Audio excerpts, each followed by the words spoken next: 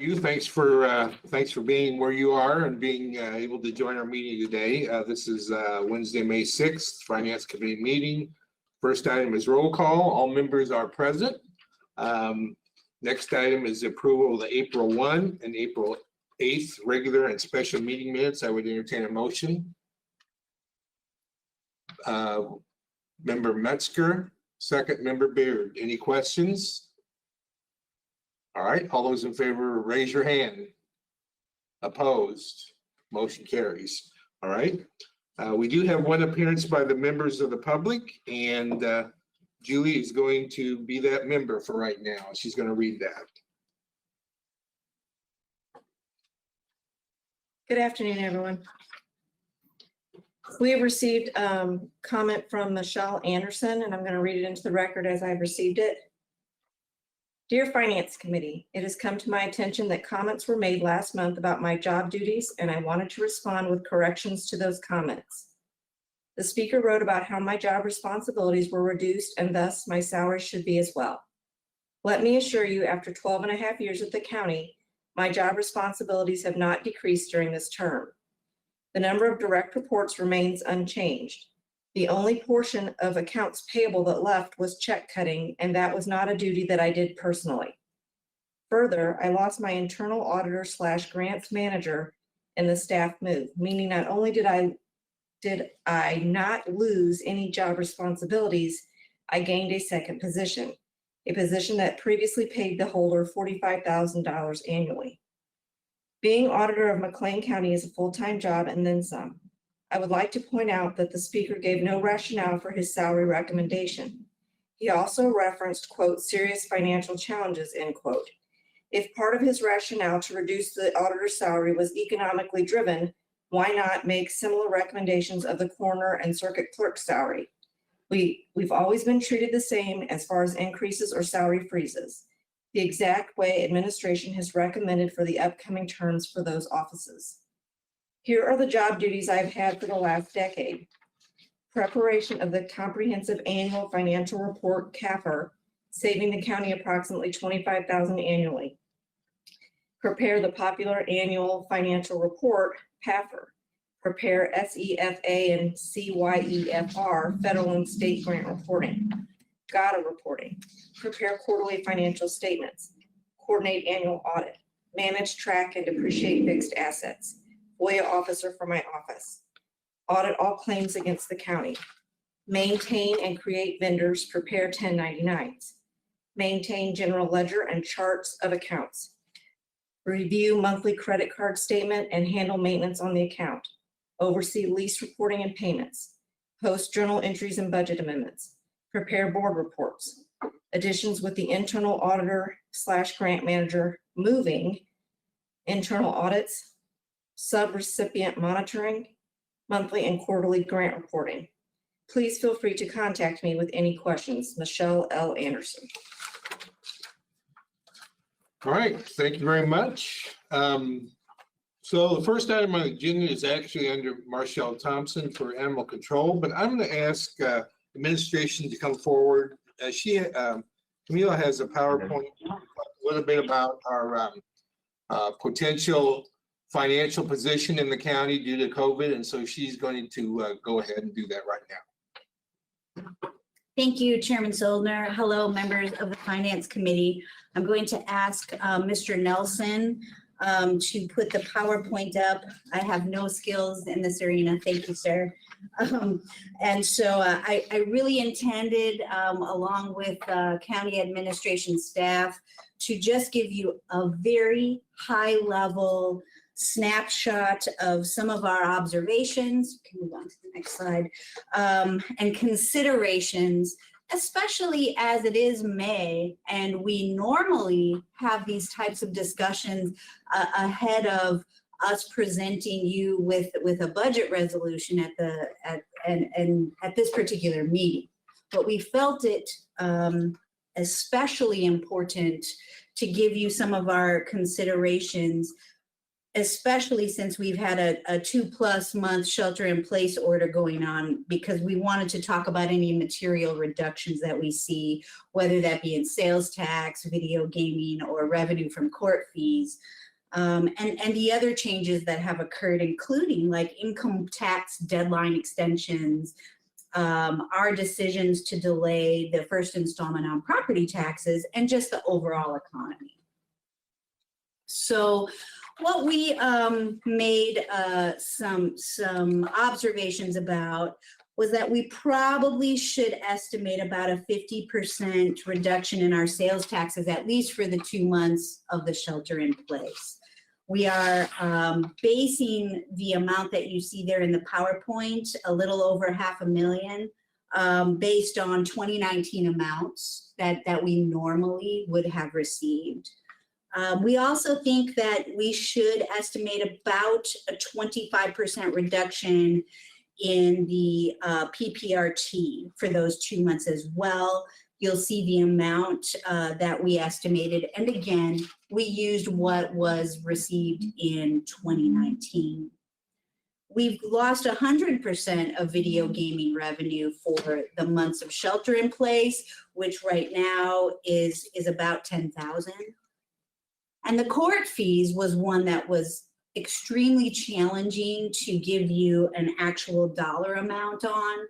But please know that we do expect a between 35 and 50% loss in court fees as a result of the courts not being open during the, well, at least for most court services, for the 2 months of the shelter in place.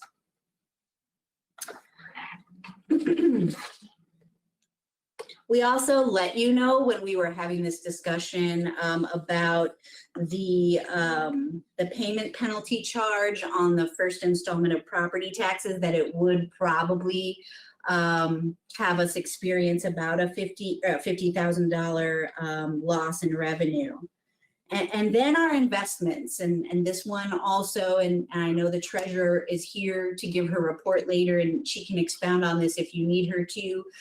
She's definitely the expert above me, but we're concerned about a potential $150,000 to $200,000 loss or decrease because of the decrease, I'm sorry, in interest rates, and then a consequent loss in our revenue. In all, and like I said, this is completely high level. It's for our consideration, obviously, but we know that we should be thinking about our unencumbered fund balance.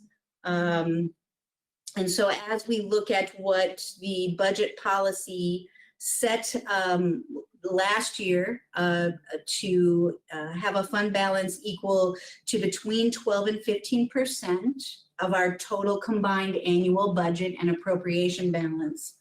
After we looked at what I call our checkbook versus our savings account, so our checkbook being our unencumbered fund balance and all of our obligations, after we looked at all of those, and that would be our self-funded health insurance, as I noted in this PowerPoint, our shared sales tax, our ETSB surcharges, tort judgment, and our community development funds.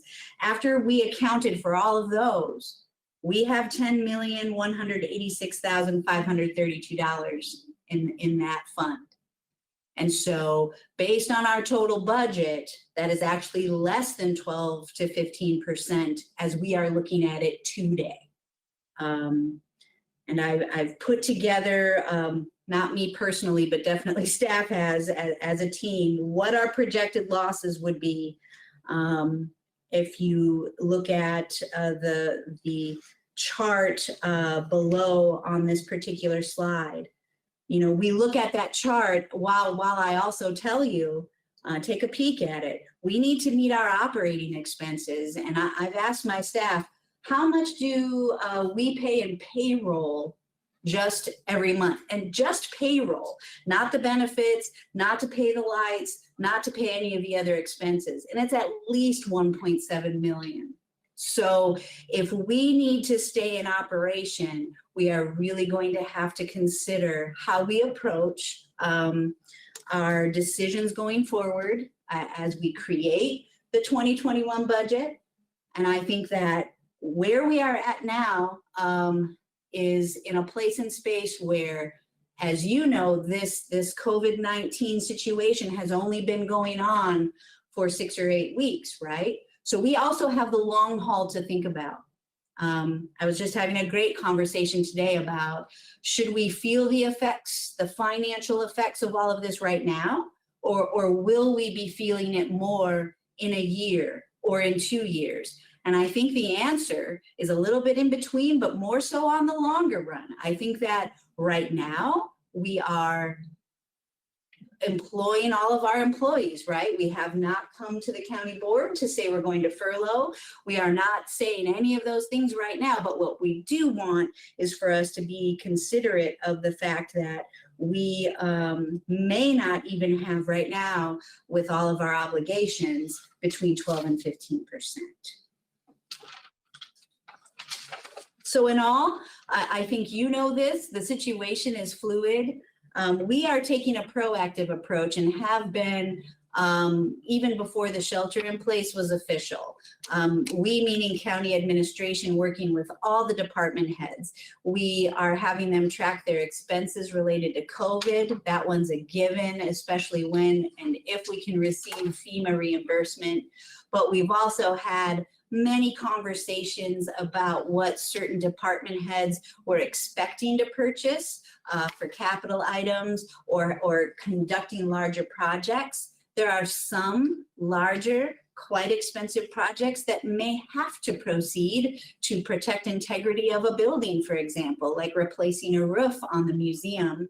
But there are other expenses that we've been negotiating with department heads who have been extremely understanding about patience and perseverance through a situation like this. So in all, in our ability to track revenues and expenditures and hold these regular department head meetings and review all of those purchases that were budgeted that are over a certain amount, and in this case, especially those over 25,000, we are trying to make sure that our checkbook is solid, but that our savings account is solid too, just in case in the long run, we experience losses of revenue. If grants don't come through that we expected to come through, these are the unknowns, and these are the things that we are considering as we approach that time of year to create the next year's budget. So I thank the chairman for allowing me to give this to you as kind of setting the table for all of our discussions today. I'm happy to answer questions now or at the end, considering especially since we have lots to discuss and we have a speaker too. So however the chairman pleases or the committee pleases. I've just got just a couple, and then I guess I'll allow members to ask a question or two, but again, we can talk later on. This doesn't include anything with LGDF, is that correct? I don't believe we cited LGDF directly in here, although I could have my staff come up and absolutely correct me on that one. And then the other thing was that, and obviously it doesn't include any possible state or federal bailouts that might go to local government. Absolutely, it does not include that, and it would be our recommendation not to count on that, even though absolutely, you know, some of our departments have already seen some benefits come through the treasurer's office. So I believe one of our departments directly associated with health-related activities has seen some of the CARES Act funding come through for them for specific activities. And then again, in consulting with some of my colleagues at other local governments who've been through disasters and had to work with FEMA, for example, it sometimes takes years to see the reimbursements come. So we are not going to count on that, or at least it's our recommendation not to count on that as part of how we construct the budget or estimate our available fund balance. Okay. Does any member have a question or a comment? Ms. Walrab? Thank you, Mr. Chair. Can we go back to the chart that was shown And just can you walk through exactly what those numbers represent for us, please? Absolutely. We are looking at, and I may need to have Assistant County Administrator Dreyer join us to absolutely explain the numbers that she projected here. But what we are looking at is if we are projecting a 20% loss on our total revenue, we could then see a 26% loss of our fund balance or a loss of $2 million.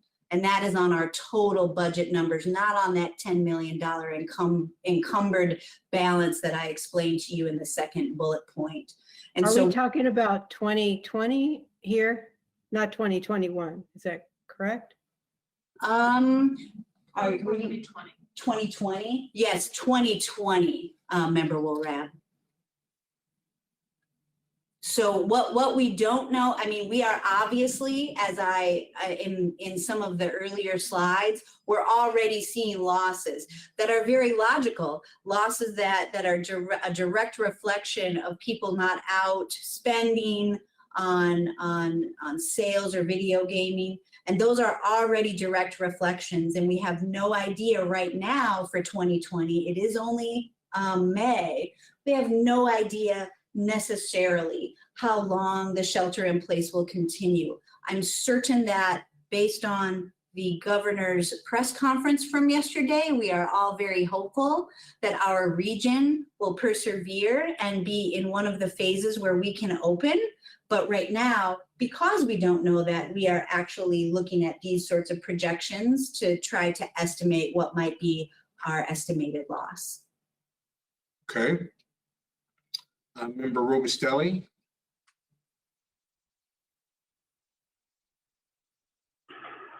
So I want to make sure that I understand. I appreciate this information. It's really helpful, and I know there's a lot of unknowns.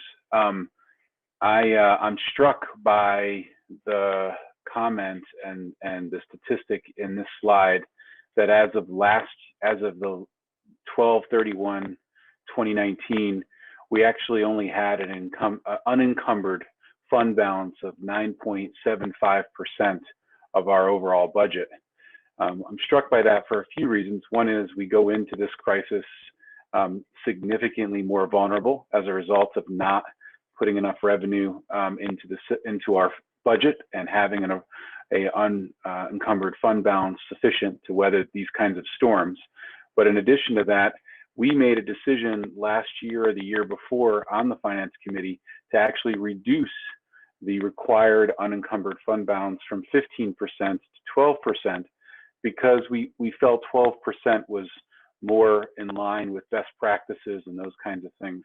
That's what we were told by the administration at the time. So just to see that actually we passed a budget last year that did not, in fact, sufficiently provide for an unencumbered fund balance consistent with the policy is something that later in this meeting we should address.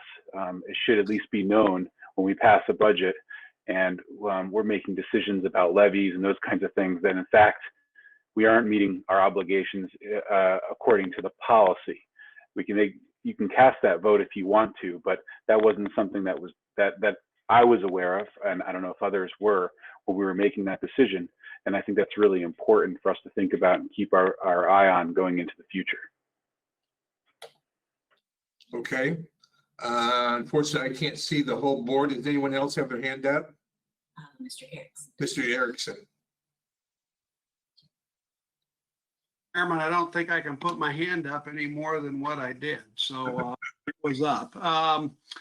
My question is, when you talk about the 12 to 15%, is that the portion of what we're looking at on page 36, paragraph C? Is that when it says not less than 15%, it's the fund balances provision? Are you, yes, sir, I believe you're speaking of the budget resolution that we have in your packet? Correct. Yes, I am. Yes, sir. So the one cited in the PowerPoint is taken from the resolution that was presented to you last year, which was between 12 and 15%. And this year, in presenting it to you, we took out the between 12 and just presented to you the 15%. My question is this, let's say that we continue to go through this and realize that we're at 35% loss there, which would be 68% of fund balance. I think if I'm reading that correctly. What type of pressure would that put on us if we leave this at less than 15% in paragraph C on page 36? I mean, at the time of the budget, can we go ahead and we actually do pass the budget? Can we say, okay, we understand it was not less than 15%, but unforeseen circumstances have taken place in June, July, August, and September. We now realize that we have a 35% loss. We have to make that up in the budget, or how do we handle that? Sure. I think the best way for me to answer it is that we would have to decide how many months of operating expenses we have to keep our services and employees whole. And then going from there, if the answer was 2 months or 3 months or only 4 months, we would have some very difficult decisions to make about how we would keep services going at the rate they are right now. I think it would all equal, sir, hard decisions, because we wouldn't be able to continue taking that type of a loss I appreciate that. at the rate we provide services now. Thank you. It would take hard decisions. My only point would be a lot of people out there making hard decisions on their budgets too right now. And so we're all in a difficult situation. All right, I'll just wait till we get to it to ask further questions. Thank you, Camille. Thank you. Administrator.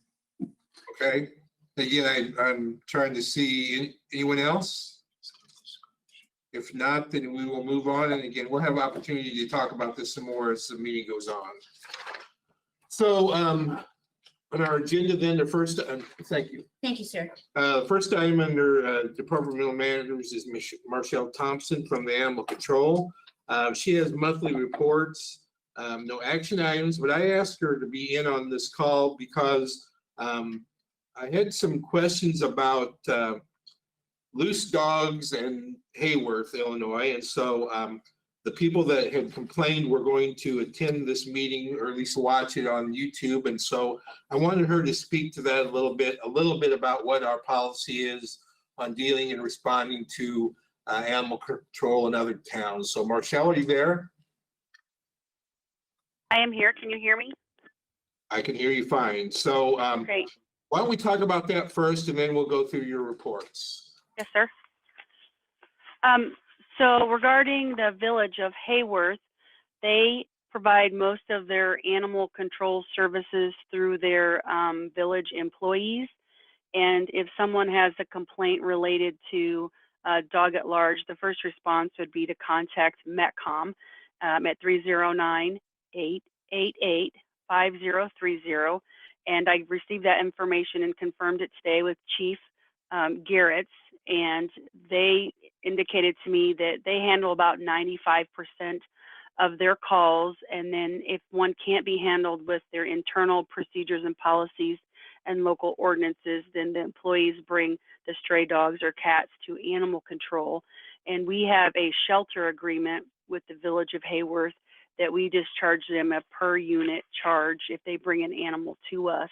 And then we house it at stray holds and then process at the end for its adoption or transfer, depending on what the animal's needs are in the community. Now, any citizen can bring a stray dog or cat during our routine business hours, currently by appointment with the social distancing requirements, and there is no charge or fee assessed back to the village of Hayworth. Now, what we do provide at the county level for the citizens of Hayworth is rabies prevention through specimen testing of an animal, a wildlife that may have entered their home, and we would send that to Illinois Department of Public Health at no charge to them, and follow up with the bite confinement quarantine for dogs and cats and mammals that would be involved with a bite to a person, and we monitor that through our office routinely.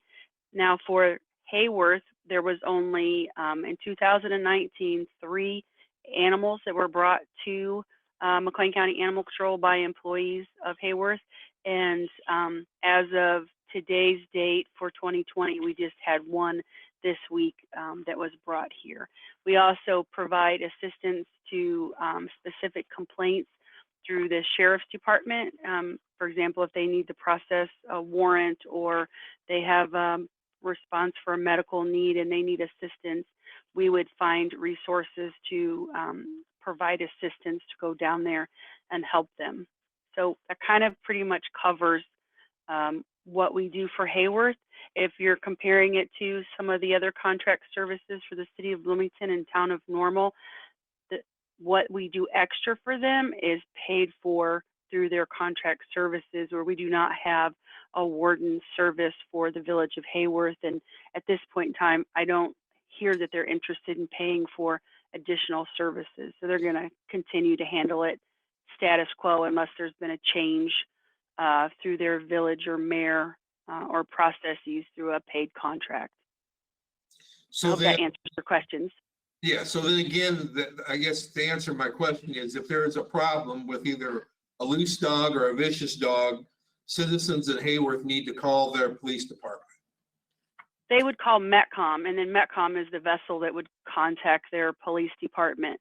Now, obviously, if a vicious dog attack is occurring, I would hope that both agencies would be contacted through METCOM so that we could try to find the best course of action.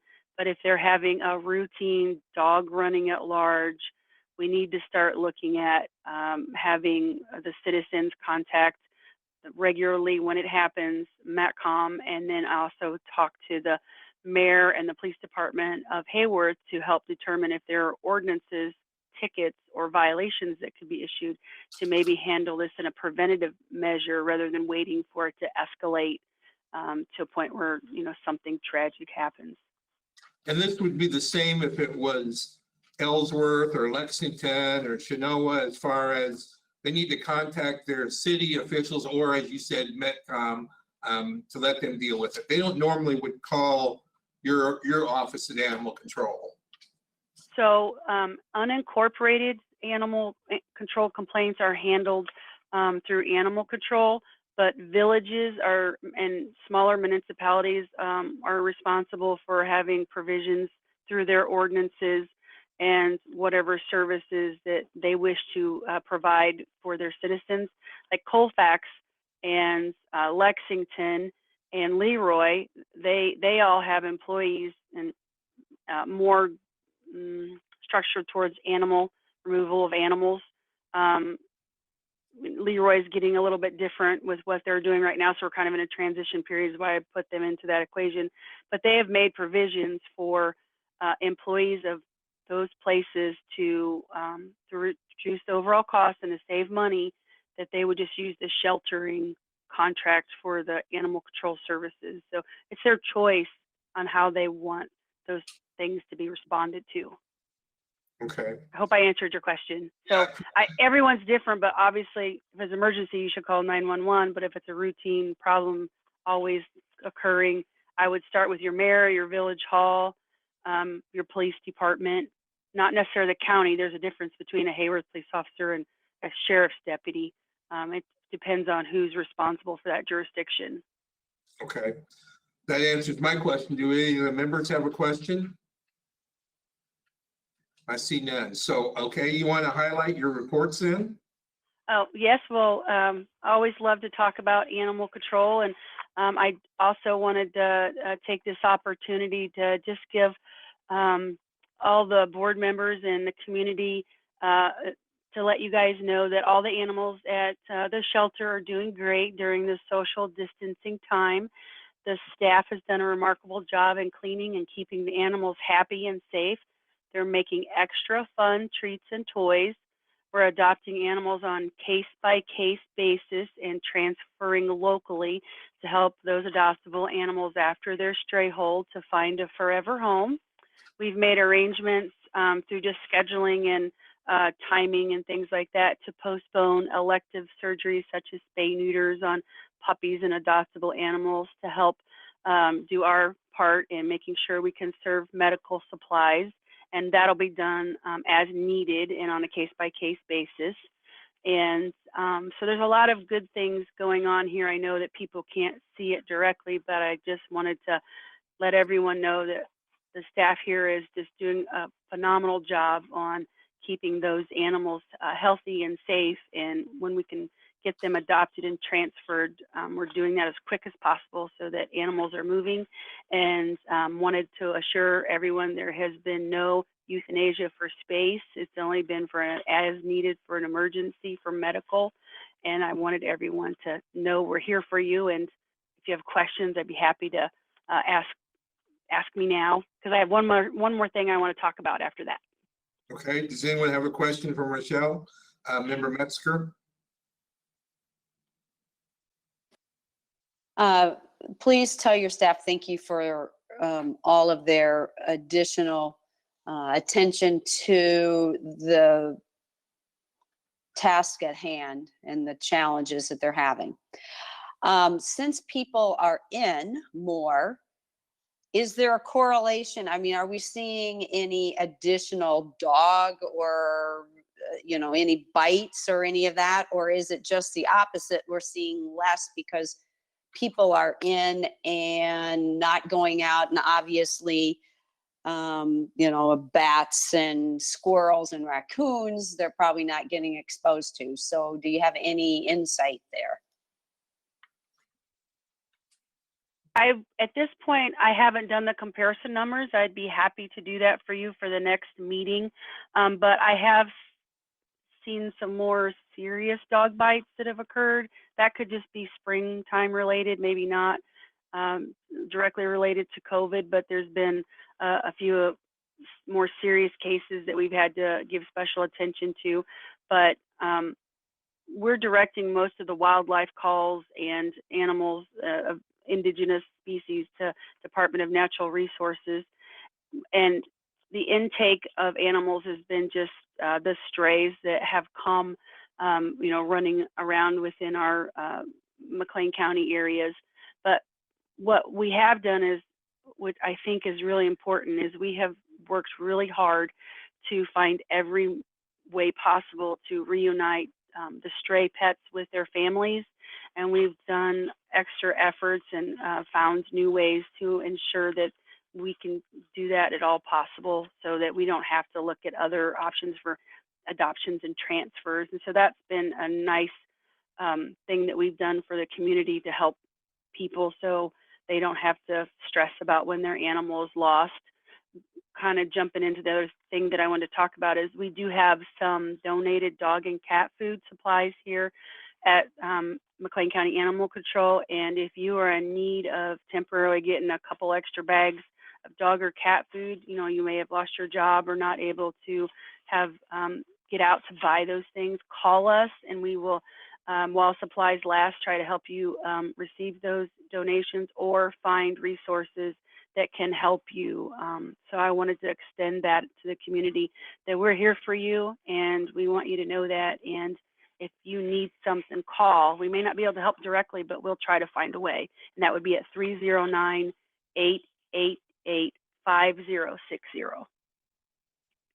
Okay. Anybody else have a question? Okay, anything else you want to add? Just wanted to throw one more possibility out there is if you do contact Animal Control and we're coming out to provide essential service, please remember social distancing. And I know everyone's really excited to help those animals and wants to be a part of that recovery and retrieval process. But call us by the phone if you want to talk so that we can give you updates and tell you all the things that we've done to help reunite that pet. And we appreciate everyone out there in the community during these difficult times. And please remember to stay safe. And we're looking forward to getting back to business as usual and seeing everybody again when we can start doing more offsite events and fun activities. Okay, any other questions? Thanks, everyone. Okay, thank you very much. All right, our next item is Becky McNeil, our county treasurer. She does have one item. It's our regular accept and place on file the county treasurer's monthly financial reports. And I would entertain a motion to get that on the table. Member Barnett, second, member Walrath. Okay, Ms. McNeil is here, so I'm going to let her go ahead and come to the podium and explain her reports. Go ahead. Good afternoon. You have the April finance reports. I'll start off with the summary of tax revenue. This is a classic example of how even though the COVID-19 situation is deeply affecting the community, at this point in time, it has not hit as far as the sales tax go. And that's because of the delay in the sales tax distribution from the state of Illinois.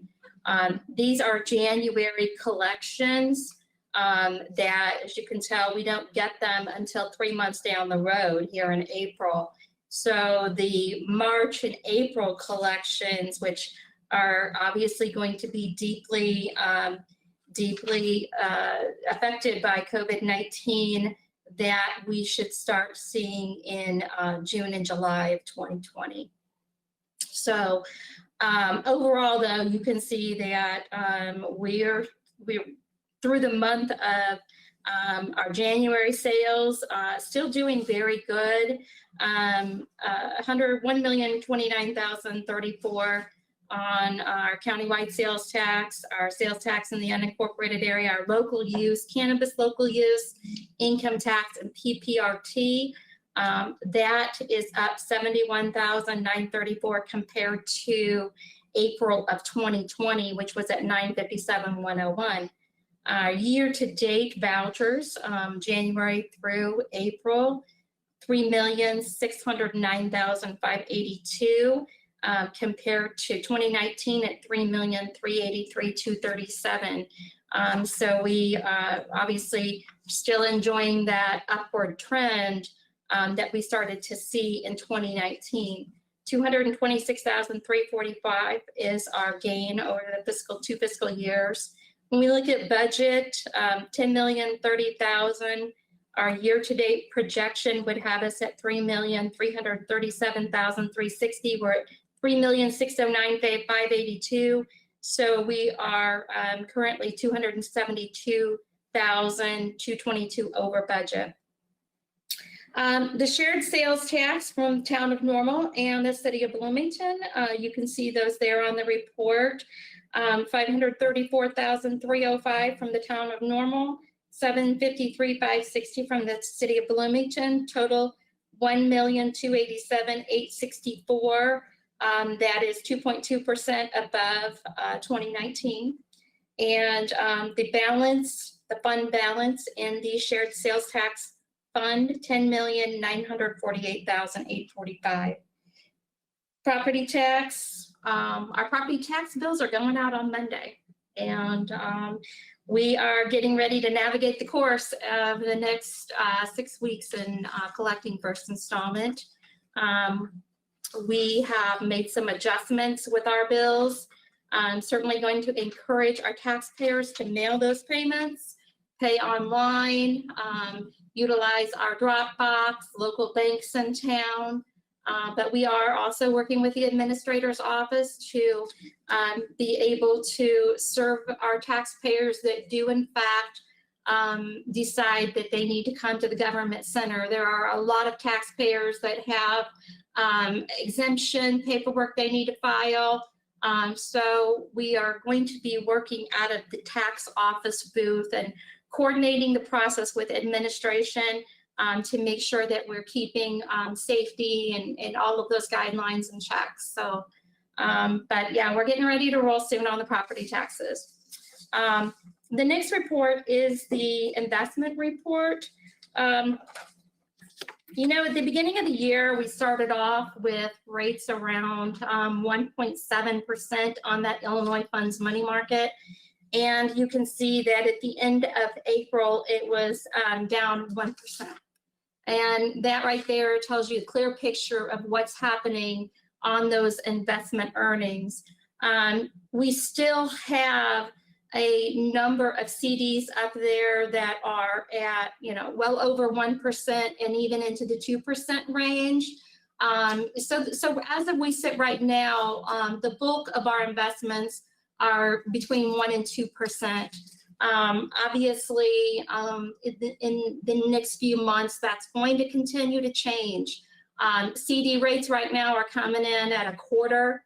And so, as these CDs mature, we're going to probably cash out a great deal of them and continue to keep the funds in the money market if that rate continues to be higher. So across all funds, the investments are at $56,100,530.85.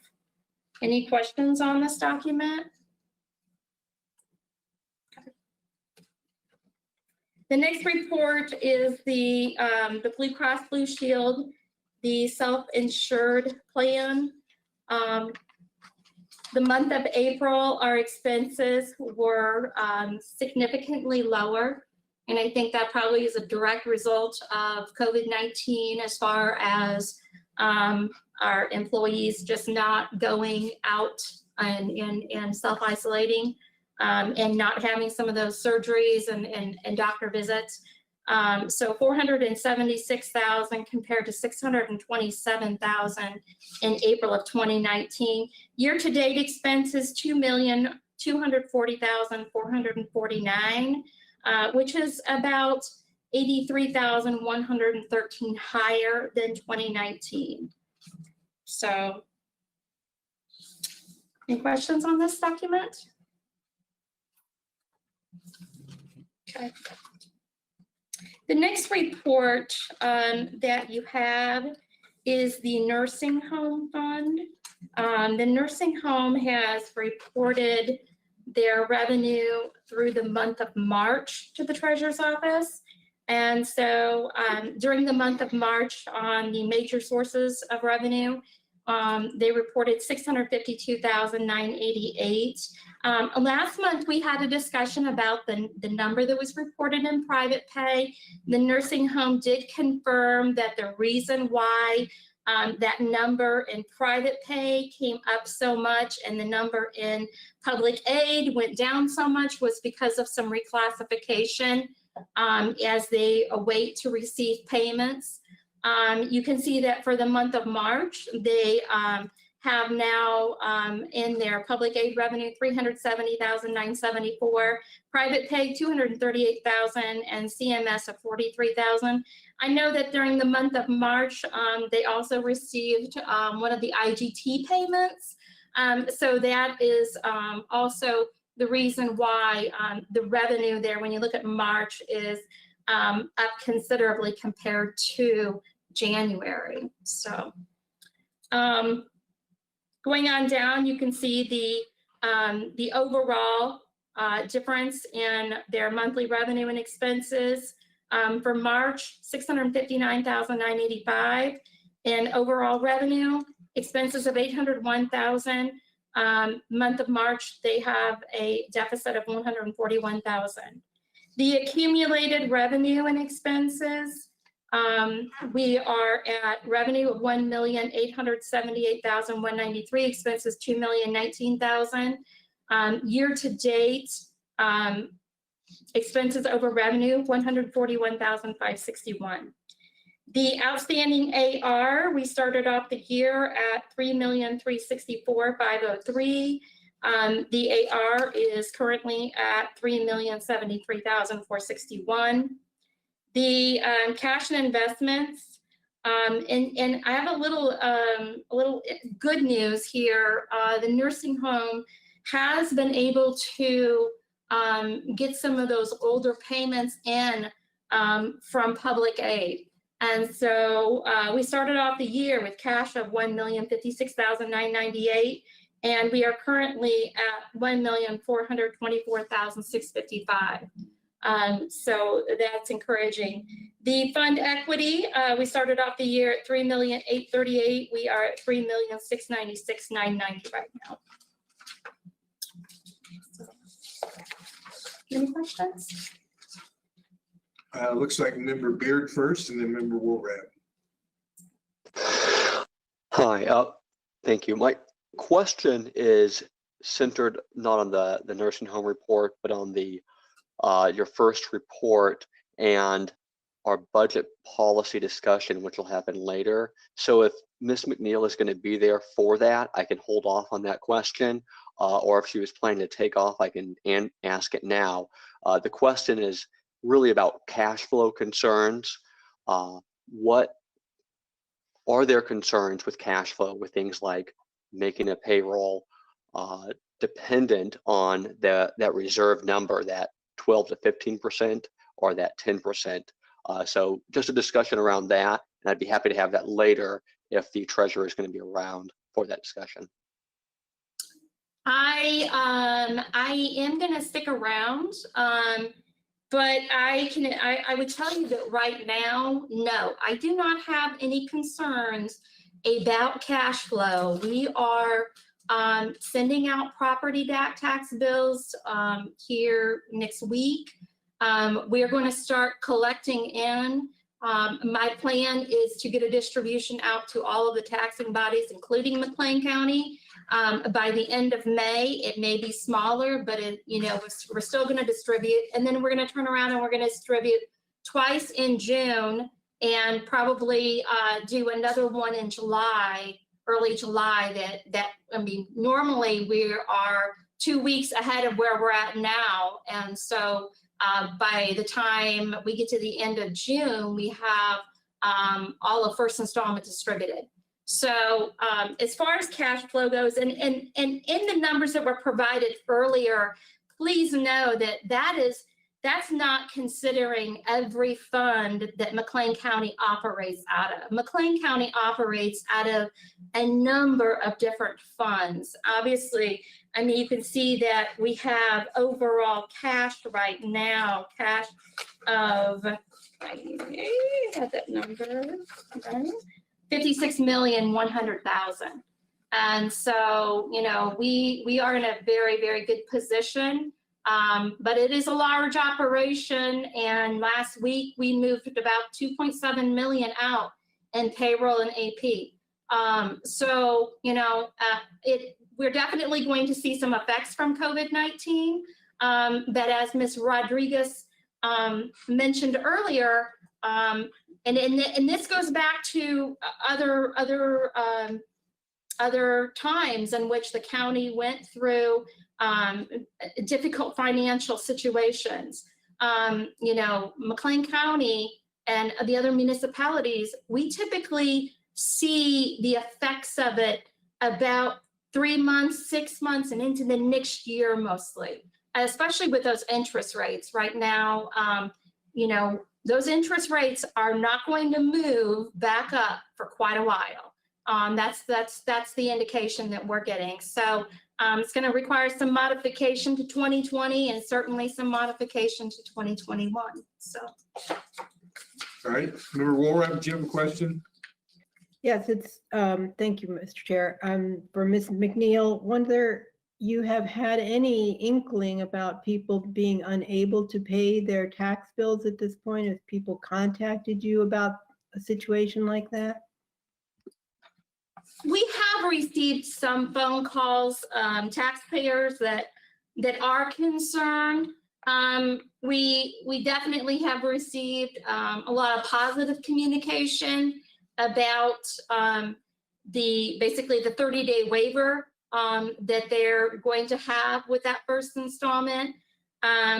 We expect our escrow companies to roll in with those taxes. I've asked for all those files to be in by June 10th. But at this point in time, we haven't got a lot of communication. Obviously, that's going to change in the next few weeks. So, but it's been a mix of both. Obviously, those taxpayers that are affected by COVID-19, they're very, very grateful for the additional time. Some of them are going to need it, and some of them are not. So, Okay. So would you say that that number of communications you've gotten about people having potential difficulty is unusual for this time of year? our taxpayers have just reached out to us because they are concerned and they want to know what is going to happen if they don't pay by June 17th or July 17th. Many of them have not been in this position before. I wouldn't say there is an overwhelming number of calls, but the phone calls that are coming in are more just, you know, what's going to happen? How long do I have? You know, our tax sale is not going to occur until November 17th. So, you know, we've just spent a little more time with our taxpayers explaining that, you know, there's not going to be any negative credit reports. There's not going to be any legal action. We're not going to, you know, start taking their home. I mean, there's just a lot of people that have never been in this position before. So it's just being patient with them and explaining what will happen over the next 6 months. Okay. Member Erickson, did you have a question? Yes, Mr. Chairman, thank you. I agree with Treasurer McNeil. A lot of the stuff is probably not going to be seen until next year because most people who have their payments taken out in escrow, unless they're missing the payments right now, those June and probably September payments are going to come in. And so, but it is going to be a problem for people down the line. And it's just my hope that the people I have talked to have all said they're going to be good citizens and they're going to try to pay it. So I think everybody's trying to pitch in to the overall general good cause of trying to keep everything going on an orderly basis. And I think what the county board has done so far in giving that tax extension was the appropriate measure. But I would just say that at some point we may have to consider doing something for September as well. This is not the time to do that, but I just wanted to mention that. Thank you, Mr. Chairman. All right. Anyone else have a question? Member Barnett? Thank you, Mr. Chairman. This question is for Treasurer McNeil. During the Justice Committee's stand-up meeting in the month of April, there was an item in that stand-up committee meeting about a bill that had not been paid by the auditor, asking the Justice Committee to authorize payment of that. That bill had been sitting there for several months and hadn't been paid.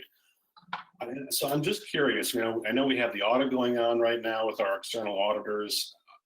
Are things flowing the way that they should be with the auditor's office? Are bills being paid on time?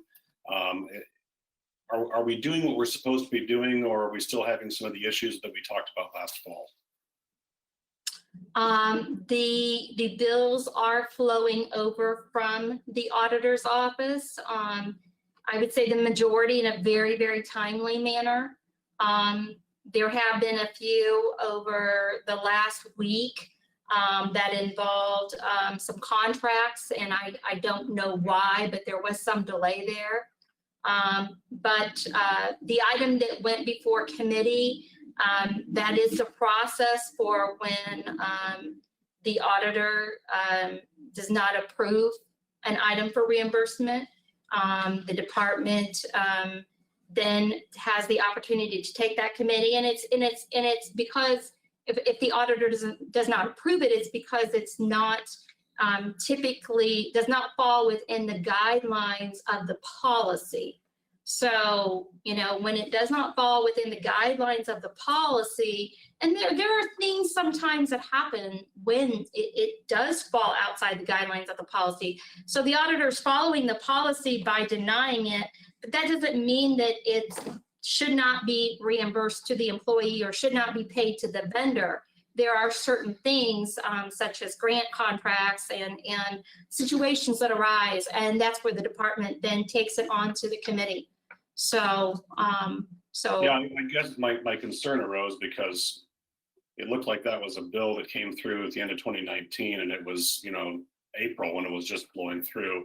And I was concerned that the auditor was still dragging her feet on some things. I don't know if Administrator Rodriguez is there and can speak to what she's heard from department heads at all. Yeah, I don't know about the situation regarding that particular item. That certainly would be a question for the auditor.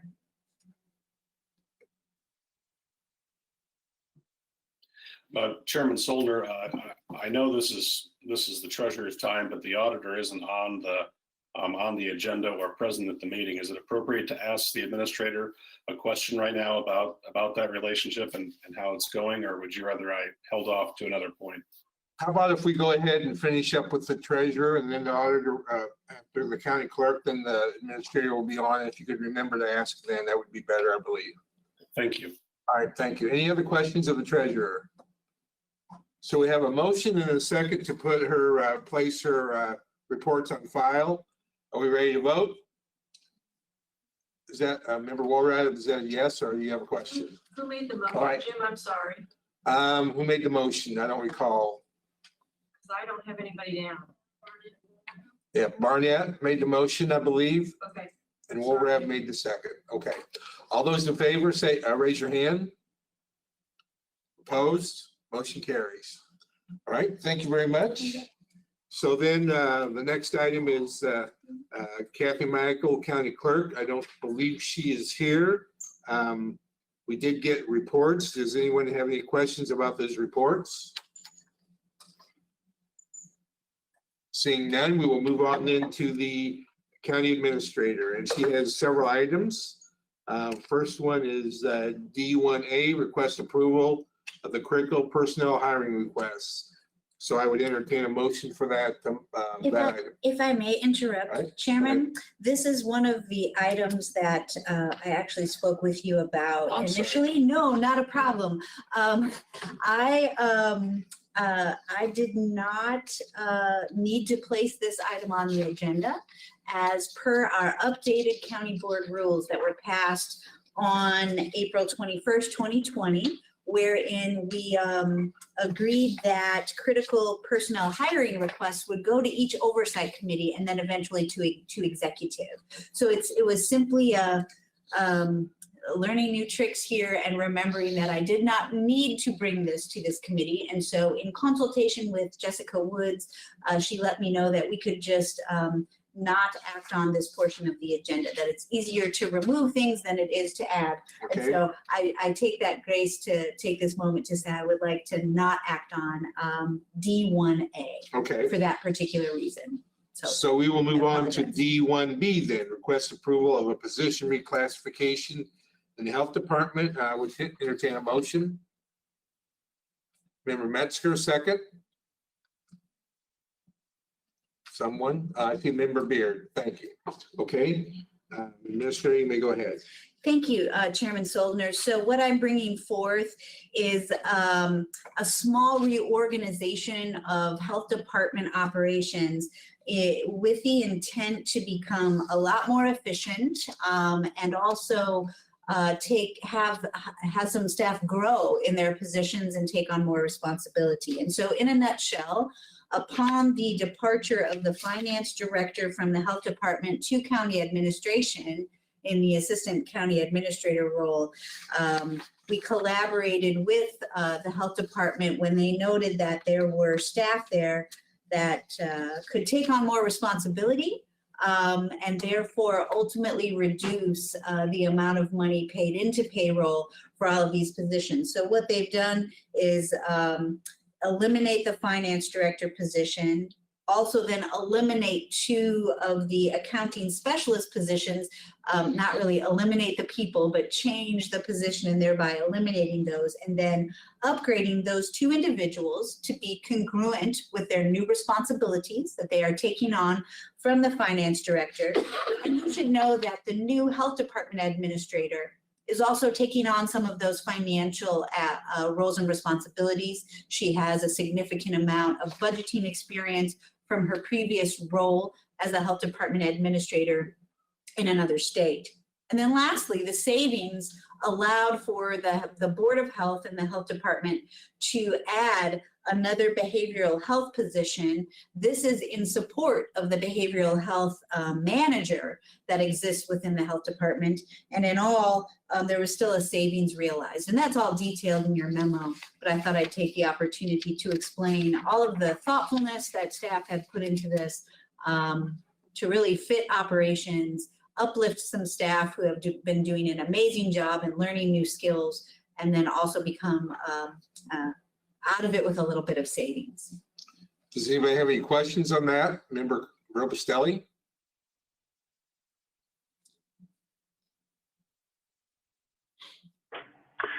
Thank you, Mr. Chairman. I just have a question specifically about the behavior health positions, because I just want to understand how they all fit together. So there's the behavior health manager, and then there's the behavior health specialist that's being proposed. And then we have a behavior health coordinating council supervisor, but that position falls under administration, and these two positions fall under the health department. And so I just wondered, after seeing this and seeing the creative ways and redistributing FTE, how does it all fit together? I mean, why not consider even more grandiose realignment and thinking about behavior health as a new thing with all the people in one unit? And so I wondered if you could share a little bit about what your thinking is and how it all connects.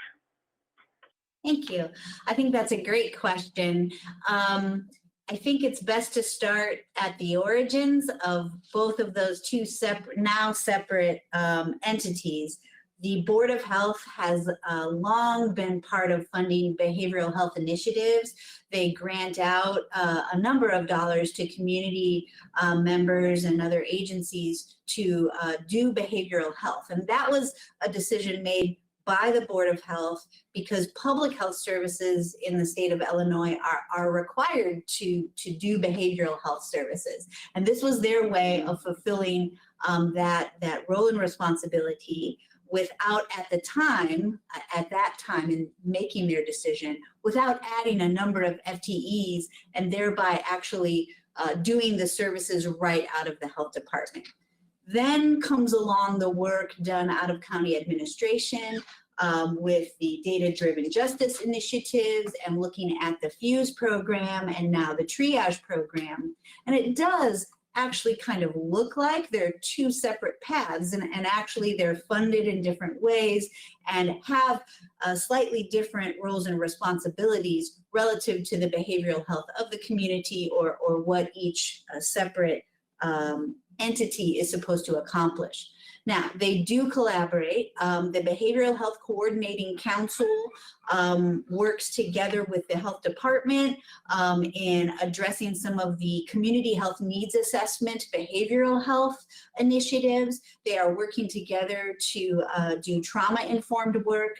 At this moment in time, though, Member Robustelli, they have yet to discuss whether or not someday it would ever make sense for these two separate but very important behavioral health initiatives within our county government to work together. And of course, that would probably take a discussion with the Board of Health as well, because I know that that is definitely a part of their goals and strategies and roles and responsibilities. So to that end, county administration is always open and willing to find ways to become more efficient. It's something we could have a discussion with the Board of Health and the Health Department Administrator about, but that's just a little example of why it appears they're separate and they do have different functions actually and funding sources. Yes.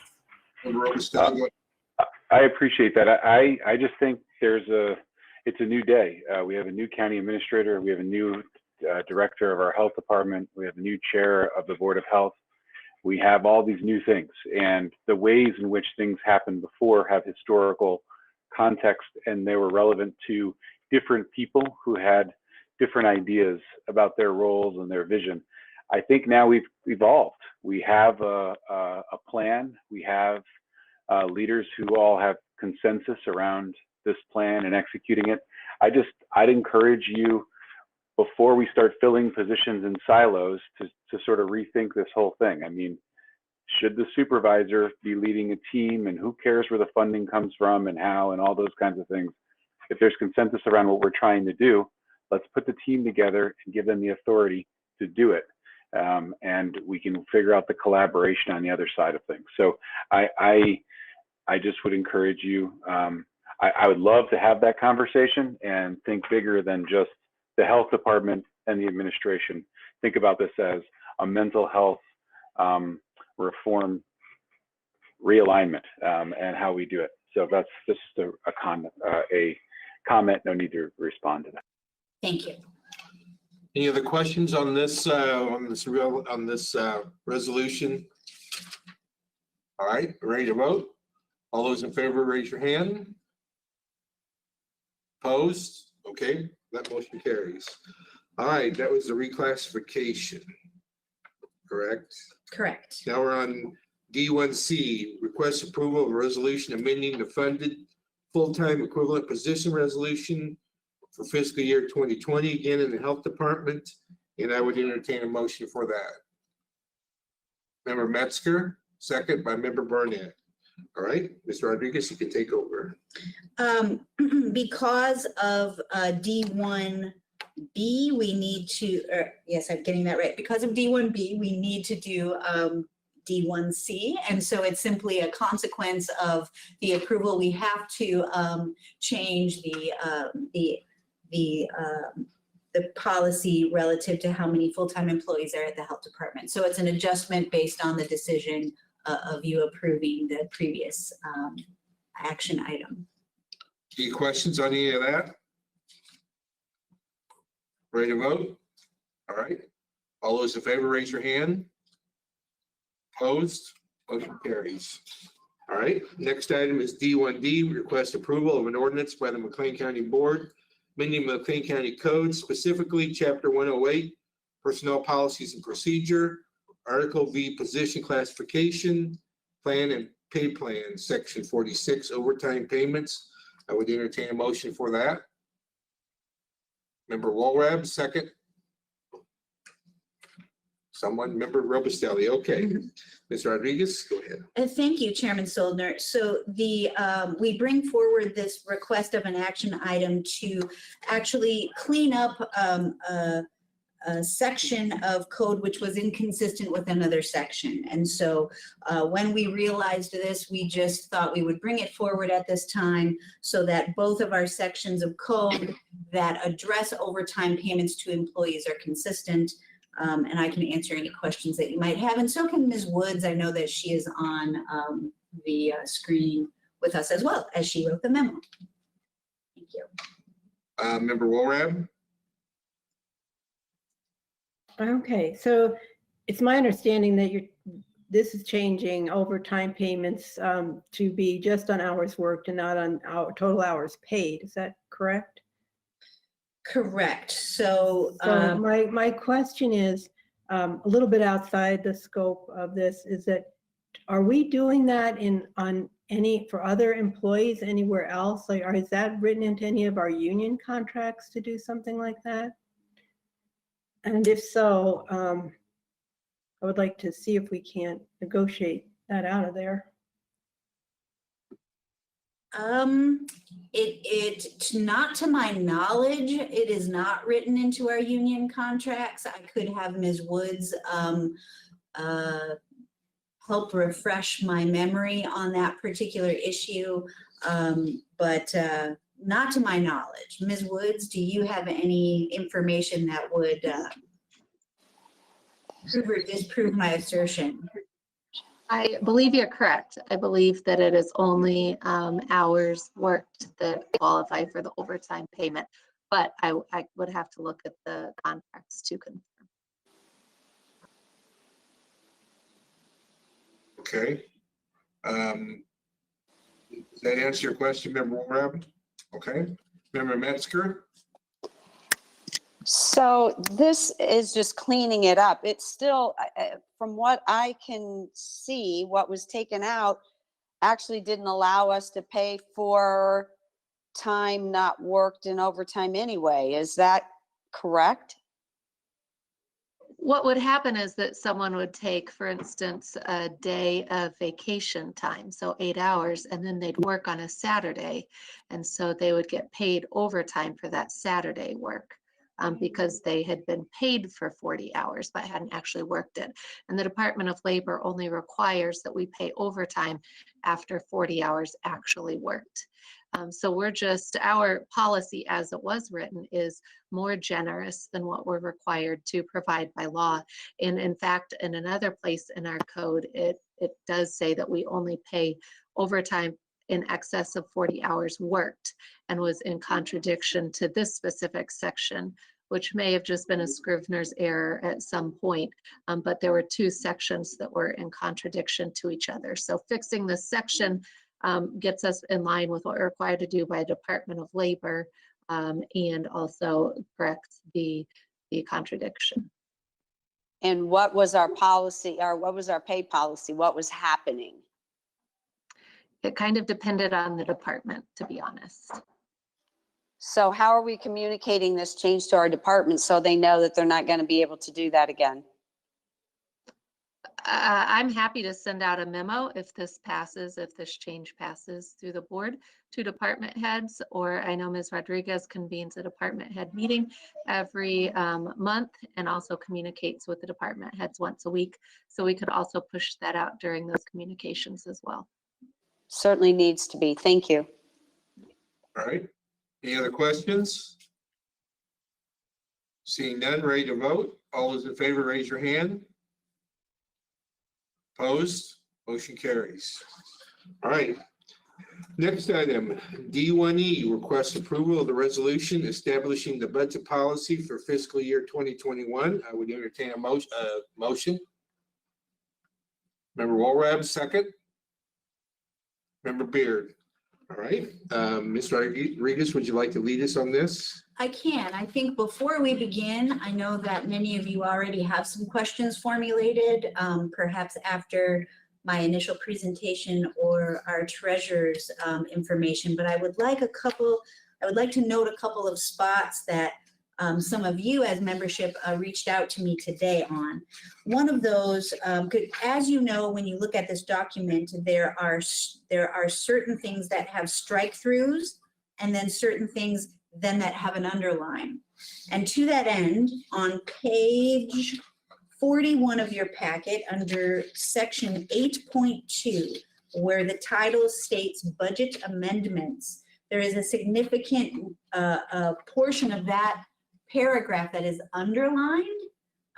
We realized in county administration that it's underlined for effect and not because it is a new section. So we wanted you to know that, and we apologize for any confusion in that regard. So again, page 41 of your packet, section 8.2, the underlined text is the same as it was last year. It is not new, and therefore I just wanted to make that clear. One other area that we noted as that needs correction and was stricken through and should have been different is on page 42 of your packet, section 11, effective date and repeal. It should read that it will supersede fiscal year 2020. Okay, so we struck through it. We got a little overzealous with our strike throughs there, and we wanted to make it clear to you that that should not have been done. And so with that said, perhaps you also have found other things you want to ask me about. I also know that both assistant county administrators are here just in case I am unable to answer your questions. And I believe our treasurer, yes, is still here in case there is something that she can also expound upon relative to this document. The only thing I will lastly note while I have the floor is that normally we ask our department heads to start the budget process at a baseline of 98%. And we made a decision in county administration to recommend to you a consideration of 96%, knowing that it's a starting point for our discussions with department heads. You know, we meet with them often and regularly throughout the year. But as our budget season amps up and as we get into especially July, we sit down with them with the work that they have done to bring forth their budgets. And we would want you to consider them starting at 96% instead of 98, just so that we can kind of live with that forecast that I mentioned to you, and even Treasurer McNeil sort of corroborated. It's not probably the moment in time right now that we need to be concerned about, but down the road. And so starting off at a little more conservative edge might be wise. But again, it's just a starting point and a bit of place and space where department heads begin their work. So at this point, Chairman, I'll turn it over to you so that we can answer questions. I know that there's at least one member that wants to make a change. I guess first, before that, does anyone have any other questions on anything that's been changed or added? Okay, Member Beard, I think you had your hand up. Yes, thank you, Mr. Chairman, and thank you, Administrator Rodriguez, for putting this together and bringing this to us today. I want to discuss the 15% unencumbered fund balance that Member Roberstelli mentioned earlier. That was 12 to 15% last year, which passed unanimously. At that time, the comment from the administration was, as the Law and Justice Center project was ramping up, the need to carry such a large savings account was no longer there. So this unencumbered fund balance, I think of it as a savings account. This is how much money we're saving kind of for a rainy day. To go into the policy this year back at 15%, to me is going to create a very difficult choice for the administration. We've got three levers here. We've got our tax rates. So how much are we going to tax households? We've got our budget and our expenditures. How much are we going to spend? And then we've got the savings account over here of 15%. How big does our savings account need to be? To me, this number should be lower, under the understanding that it needs to be at a level that we can make payroll, that we don't have cash flow issues throughout the year, which our treasurer stated earlier. This is a savings account for rainy day funds for emergencies. We're in an emergency. It would be completely appropriate for this number to be lower in 2021, knowing that the other choice are going to be potentially more draconian cuts, more significant cuts to the county, or higher tax rates to our residents in an environment where they themselves have experienced significant financial loss. So with those being kind of our three options, I would prefer to see this back potentially again at a range of maybe a 10 to 15% range, or a 12 to 15%, perhaps that. I'd like to hear discussion on that, and if potentially propose to move that back, depending on what my colleagues think. Thank you. Before I have Member Barnett speak, do you want to address that, Administrator? Not necessarily. No, I'm very interested to hear the membership's perspective. Thank you. Member Barnett? Well, I was going to ask, and I don't know if this is a more appropriate question for Treasurer McNeil or maybe one of the assistant administrators. I'm not sure, but is there a recommended amount from like the Government Finance Officers Association on what that level should be? We've used like 15%, 12 to 15%. I don't know if there's an industry standard for what they recommend that be for a budget. If I may, Chairman, it is 2 months of operating expenses is what I'm hearing from the treasurer, although she can approach obviously if she desires. I've heard others say 15% GASB standards, and I could be incorrect about that, but. That would be 15%. Yes, that would be 15%. So I wasn't wrong. Yay. So 15% or 2 months. Okay, thank you. It seems like in the past, I remember that. Does that have something to do also with our investments, as far as do we get a better rate if we have a more of a unencumbered fund balance? Well,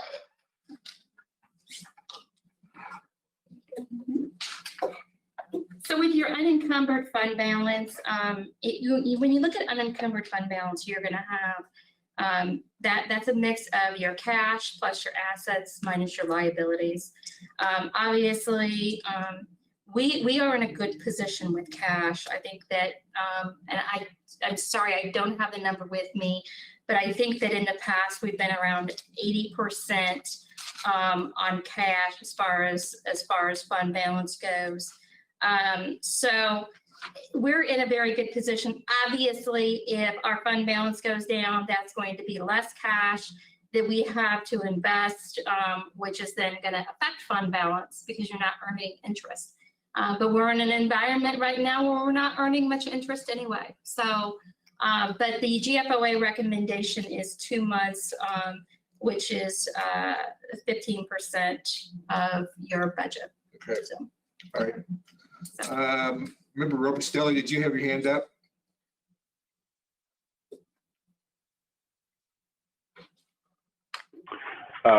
Thank you, Mr. Chairman. I appreciate Member Beard's comments about this, and I don't have a specific percentage point that I think is absolute, but I'll just share a little bit about my approach to this.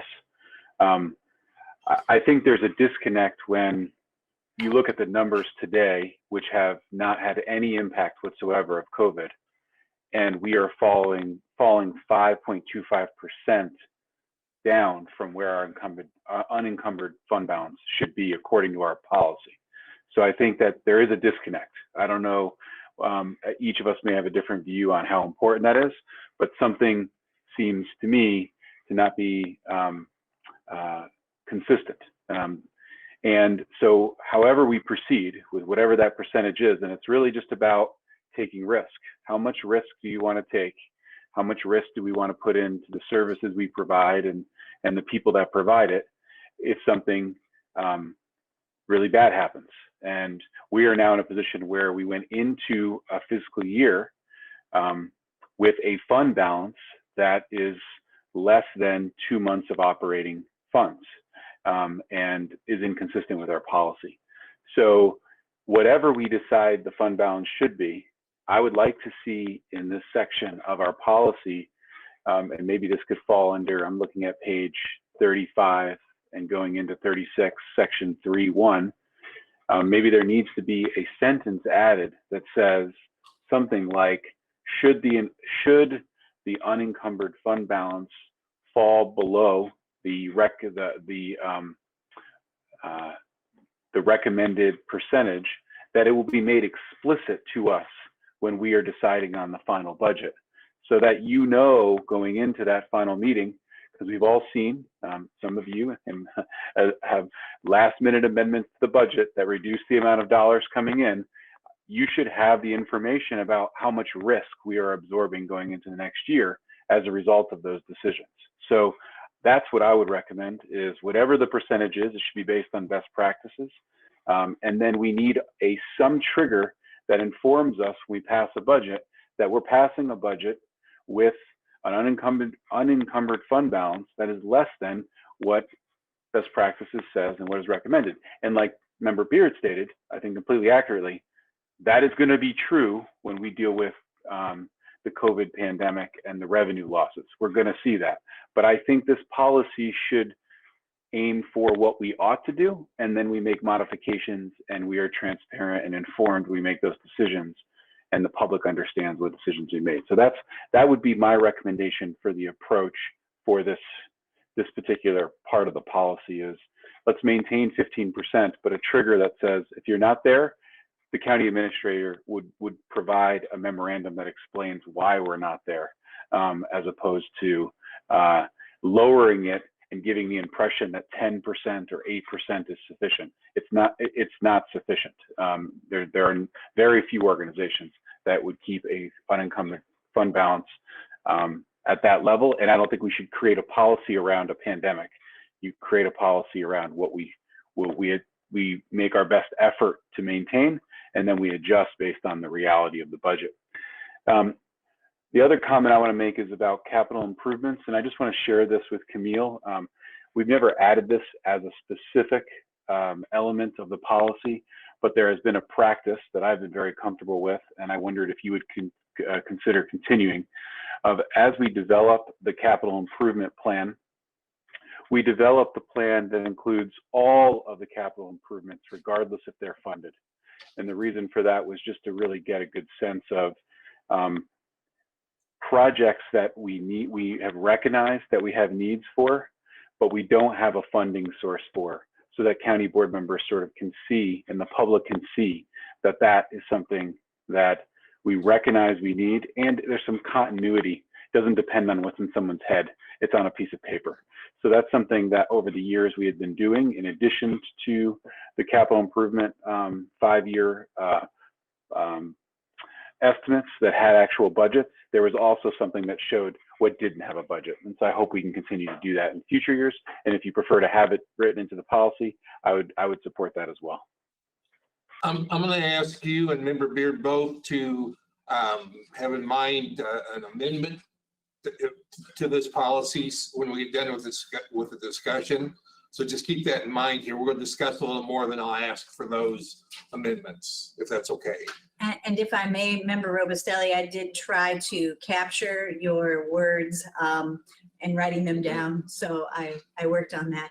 I'll also add, for the purpose of the particular discussion going on right now, that we also have to consider our bond ratings when we are considering lowering our unencumbered fund balance percentages, because the lower we go could have negative effects on our bond ratings. So that's another consideration you need to make in this big decision. Okay.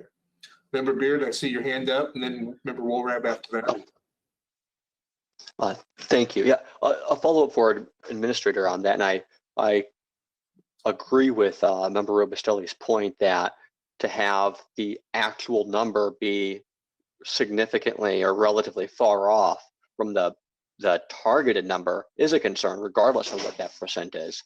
Can I ask 2 questions? One, to clarify, was the intent here to change, was this an oversight in terms of it being 15%, or were we intentionally changing this from last year's policy, which stated between 12 and 15%?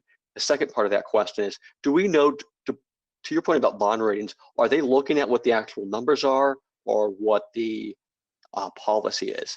Because again, to Carla's point, if our actual numbers at the end of the year are 9.5%, I would think that would be more of a concern to a ratings agency or to getting a bond than if our policy said 12 to 15% as it was last year. Thank you. Yes, thank you for the questions. So first and foremost, your first question, we did intend to have the percentage be 15%, and we took out the between 12 and line. Okay, so thank you for that and allowing me to clarify. Secondly, it is my understanding that they would likely consider both. That they would examine what our policy says, and they would examine where we are actually at and look at both sides of that equation. Because we all can have policies, but if we're not living them, the documentation would show therein, correct? So I would only make an assumption that our bond rating would be examined in that manner by looking at both. All right. As well as situations. As well as situations, thank you. Like what we're going through right now. Thank you, as well as any other situational factors, as the treasurer is reminding me, of course. So the situation we are in now, they would also take into consideration when they're examining us in that regard. Thank you. Member Woolrab? Thank you, Mr. Chair. So I'm not sure whether this should be addressed specifically in the policy, but I'd like to hear from the administrator on how you would, you're thinking of addressing this. We all know that we have the projections that you gave us earlier about the potential losses we might have, and none of us can really see the future. Things could be better, they could be worse, or how long they would persist for. So I'm wondering whether you, in your work with the department heads, are going to be asking them to prepare some kind of a contingency budget situation, Or is it a single budget where we're just shooting for some target, so that may or may not include this discussion about the 15%. What is your approach going to be to try to prepare us so that when we come to somewhere, to have our budget meetings, we have a clearer picture of what kind of a budget we really need to draw up at that point? Thank you, Member Wolrab. I did not consider at this point leading staff to create a contingency budget, but rather using the expertise of department heads and supervisors relative to their relationships, for example, with federal and state grant funders. I think one of the largest unknowns is whether or not certain grants will continue, or at least whether the payments of those grants to McLean County government will continue in a timely manner. So we have to consider in a normal situation, and I don't like to use that word normal, but in a situation where there is no COVID-19, for example, we're always considering in creation of budgets, what would be our contingency plan if we did not receive these funds. So for example, many of you, rightly so, when we bring forth a new position relative to some new grant funding, many of you rightly ask, well, what will county administration then do with this staff person if and when the grant disappears or goes away or ends? And I think that that's kind of our approach in general. We are always thinking in a manner in which how can we best serve the community and sustain programs without overextending ourselves and with being mindful of the resources that we have and being creative with the resources we have. So at this point, one of the reasons we set the bar for department heads at the 96% instead of the 98% is to try to push a little bit more and try to get department heads to think, how will I be a little more conservative going into this cycle where we are going to see the effects of COVID probably within 6, 9, or 12 months. But I do not think we should have necessarily a plan A budget and a plan B budget. Instead, I think we should always be cognizant of our existing policy that brings forth hires to you as a board.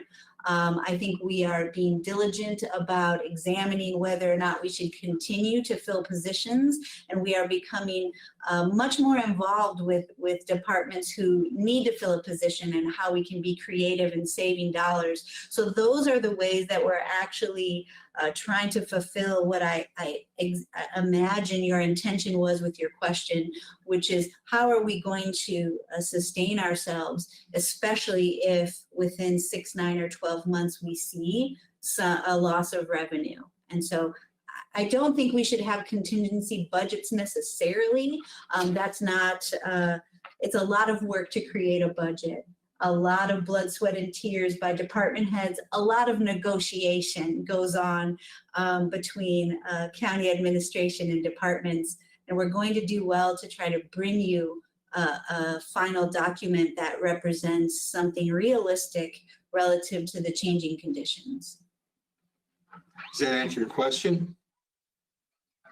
I'm not sure that it does. I guess what I think I want to hear, having constructed budgets myself, is something about you've just finished up by talking about bringing us something that will reflect, where we're at, reality, I think. But so are you going to go into this with some assumptions of this loss, with using the lost revenue projections you gave us, and what can you give us some feel for what numbers are you going to be targeting in that way?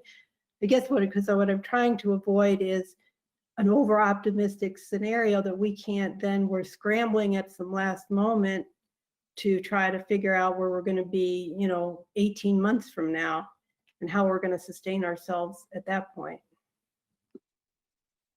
I think the best way I can answer that is we are watching the conditions at all times. We're regularly collaborating with the treasurer We are watching the forecasts out there regarding the economy. We even talked today about looking at the unemployment rate in our county and trying to consider projections relative to what impact that could have on the revenue sources that we rely on.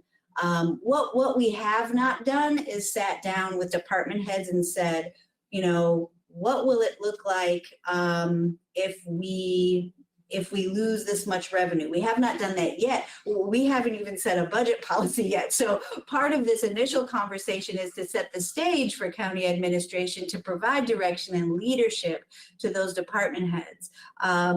So we said this in transportation committee for anybody that is part of that. We don't have a crystal ball. We don't exactly know what's going to happen, but what we do know is that we stand by our thoughts that we are an essential service. McLean County government provides essential services. You heard Ms. Thompson, Director of Animal Control, talk about how important the work is that she does and how folks rely on her for those services alone. So it's truly difficult for me to say that I would go into this based on the 20% loss or the 30% loss. I can only watch day by day and week by week and try to forecast along with department heads, especially depending on their sources of funding, be they grant or federal or state grants. For example, good news is I've heard that the USDA, a federal funder of WIC services, has done some slight increases. And so that's good news. That's going to have a positive effect, hopefully, on health department services. But we can't know that all of our federal funders are going to approach this crisis in that way. And so I wish I had better answers for you. I truly do. That would make my job easier and also yours easier to make decisions. But I think the reality is we all have to start at a baseline, which is why county administration recommended the 96% instead of the 98. And we're going to have hard discussions with department heads, especially about what Member Robustelli talked about, capital improvements. And I could only assume, because I haven't discussed it with him, perhaps that's why he wanted me to ensure that I write down what we hope to do, because there could be a lot of no's this year. No, we can't do that. No, we'll have to wait. And I think those are the parts of our budget discussions that are going to come to light that reflect, I hope, what your intent is here. But I can't predict what it is exactly going to be like. So I wish I could.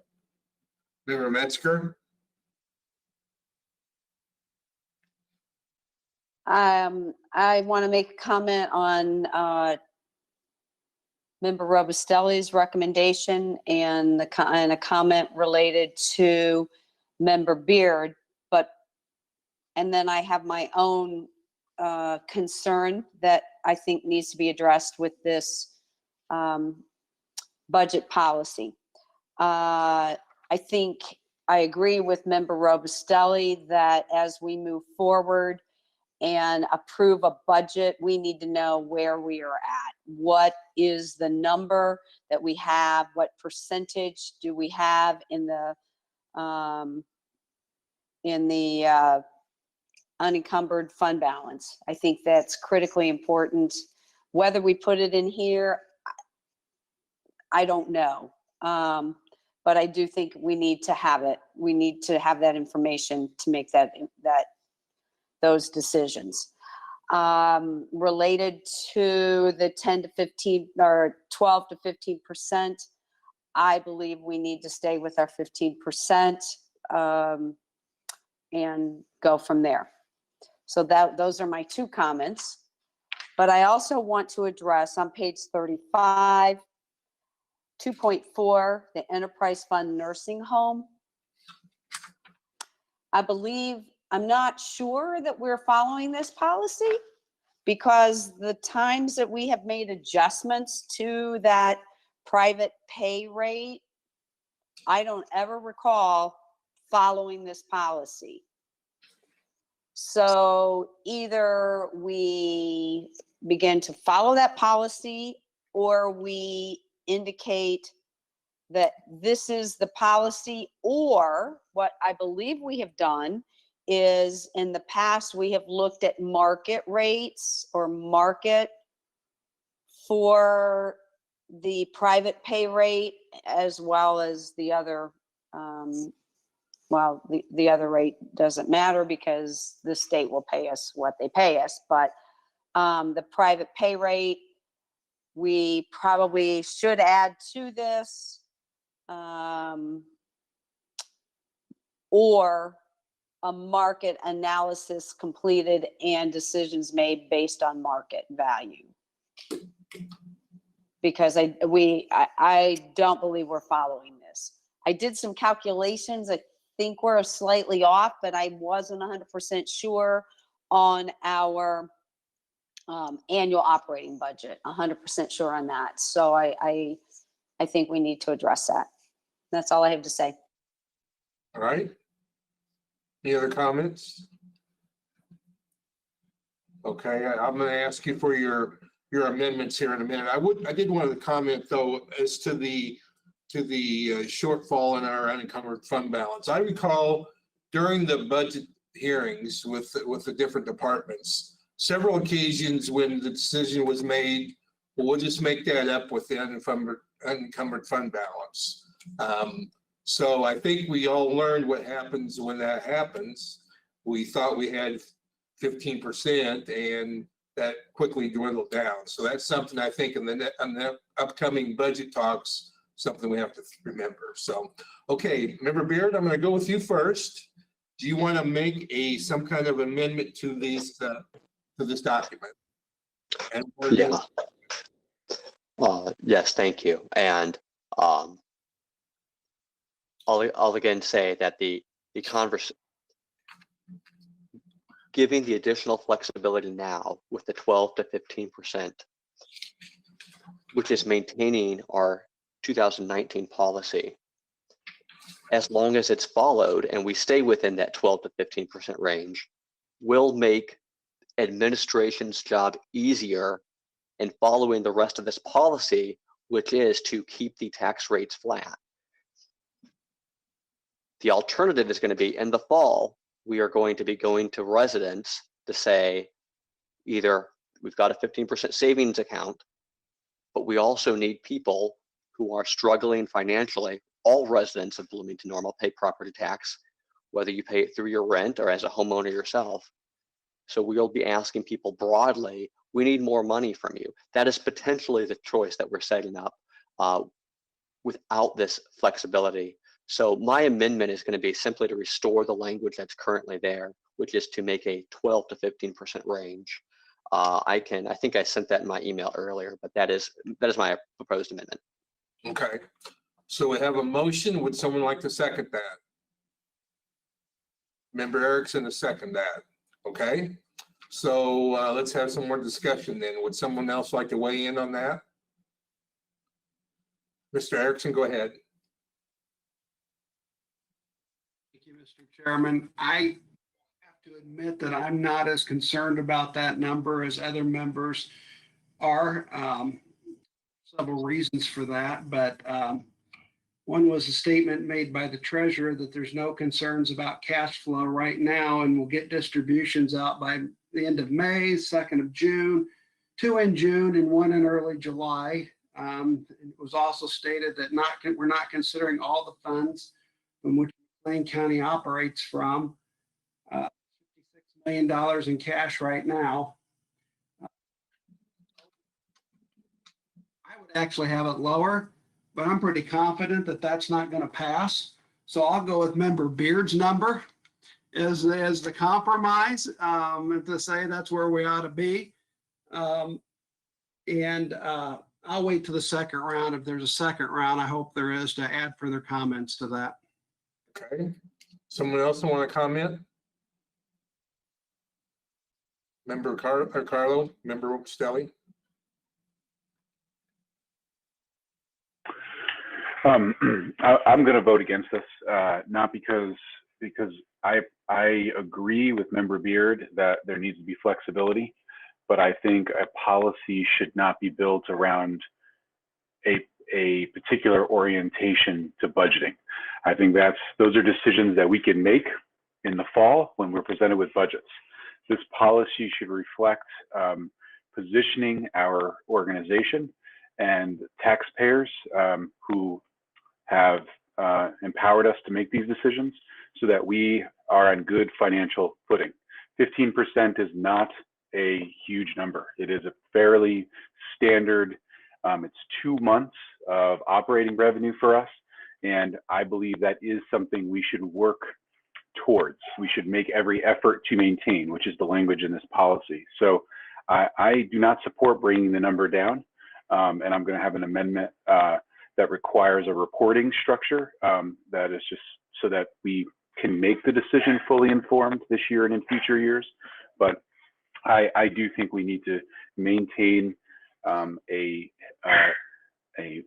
fund balance that reflects the size of the organization, the importance of the organization, and that is fiscally responsible. And I think 15% does that. All right. Other comments? Member Barnett? I guess just a clarifying question. I know, let's say we pass this and this is, let's say we pass this at 15% and this is what the budget policy says. But when the administration actually builds out the budget and they come back and they give it to us, isn't it possible that they could say, well, the budget policy says this, but our final recommendation to you as a budget we're presenting leaves is to put this at not at 15, but at 13 or at 12 or at 14%. I mean, isn't that entirely possible and within the scope of the budget process? I guess I'll answer that. Yes, I think that's, again, this is our policy. This is what we strive to do. Whether it happens, obviously, sometimes it doesn't. So I don't know if that's correct or not, Ms. Rodriguez, but you can answer. I would make an assumption that that would be the case. Yes. Okay. All right. Let's see. Member Beard, go ahead. Yeah, thank you. And to Member Barnett's comment, I agreed. And that's why the flexibility, I think, that we had last year would be beneficial because, again, not knowing the nuts and bolts, that is the role of the administration to do that.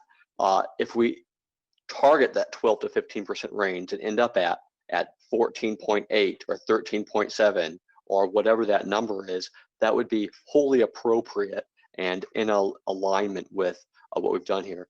And also, one final point I'll make, and then I think I know where this is going, so I'll stop talking. But this also discounts the encumbered funds, which make up a big portion of the county's budget. That when we look at that, the $102 million budget from last year, a lot of that was encumbered funds. So while I don't have I'm not a CPA, the unencumbered fund balance, the calculation that we're using, dollars divided by 102 to get to the percent, that discounts the fact that some of that 102 has separate reserves in the form of encumbered funds. So I don't want people to think that I would propose that we have only a 9% or an 11%, a few million dollars for an entity that has $102 million budget. There are encumbered funds, that there are reserves that will allow those other entities to continue to operate smoothly in the event, ideally, in the event that we have continued slowdowns and challenges as a result of COVID-19. Member Erickson. Thank you, Mr. Chairman. Yes, I would concur with Member Beard. I mean, I think that's why the treasurer said that we're not considering all the funds McLean County operates from. But I would only add in the end that the reason you maintain a rainy day fund is to spend it on a rainy day. You don't maintain a rainy day fund to always have a rainy day fund. We're in a time of an economic crisis, and I don't know what the crisis could be more than this. I'm pretty confident that this board is going to vote to keep it at 15%. But I do understand, as the chairman has pointed out, that that doesn't box us in at the end. I believe that's what the chairman said. Is that correct, Mr. Chairman? That's correct. See, we're just kind of giving guidelines right now as they prepare the budget. That's all we're doing. And so if that's what it is, it doesn't box me in at the end, then that's fine. I just don't know of any viable economic theory that says you raise taxes in a recession. So, you know, that's where I'm at and that's where I'm going to be. So thank you. Any other comments? All right, ready to vote? Okay, all those in favor of the amendment of changing it from 15 to 15 or 12 to 15, raise your hand. Looks like, Names. pardon me? Can we get names? Okay, So we have, yes, is Soldner, Beard, and Erickson. okay. Opposed? Opposed is Barnett, Robustelli, Metzger, and Woolrab. Okay. Okay, that fails. Let's go on then, Member Robustelli. My suggestion, just so that we have something in the policy that makes it explicit that we get a report as part of both the recommended budget that's presented and then the final budget that's presented, would be the following. That we add a line, and I think this is the appropriate place, but if the administrator or Jessica or somebody thinks it's different, please feel free to advise. In 3.1a, add a sentence to that paragraph that reads, the unencumbered fund balance shall be reported as part of the recommended budget presentation and when the final budget is presented for action. All right, that's a motion. A second then? Member Woolrab. Okay. Discussion? Questions? All right, ready to vote? All those in favor say aye. Raise your hand. Opposed? I'm sorry, I didn't get That's right. opposed. Metzger, are you opposed? Okay. I believe the only opposed was Member Erickson, unless. Member Erickson, were you opposed? Okay, all right. Member Erickson. Okay, that passed. All right. So does anyone else have an amendment they want to provide? Member Metzger, go ahead. I would like to add to section on page 35, section 2.4, leaving the current language and add or determined based on local market analysis. All right. We have a second for that. Member Woolrab. Okay. Discussion on that. Sounds like it's pretty well self-explanatory. Ready to vote? All those in favor say aye or raise your hand. Opposed? Motion carries. No opposition. No opposition. Thank you. Okay, so then I guess we are ready now to any other amendments? Then we are ready to vote on this total policy statement as amended. Any more discussion? All those in favor, raise your hand. Opposed? Okay, that motion carries. Thank you very much for all that. So now the next item. We are on the D1F, request approval of Schedule A calendar of preparation of the fiscal year 2021 budget, 5-year capital improvement budget, and recommended 3-year budget. I would entertain a motion. Anyone? Member Woolrab, second. Member Beard in the corner.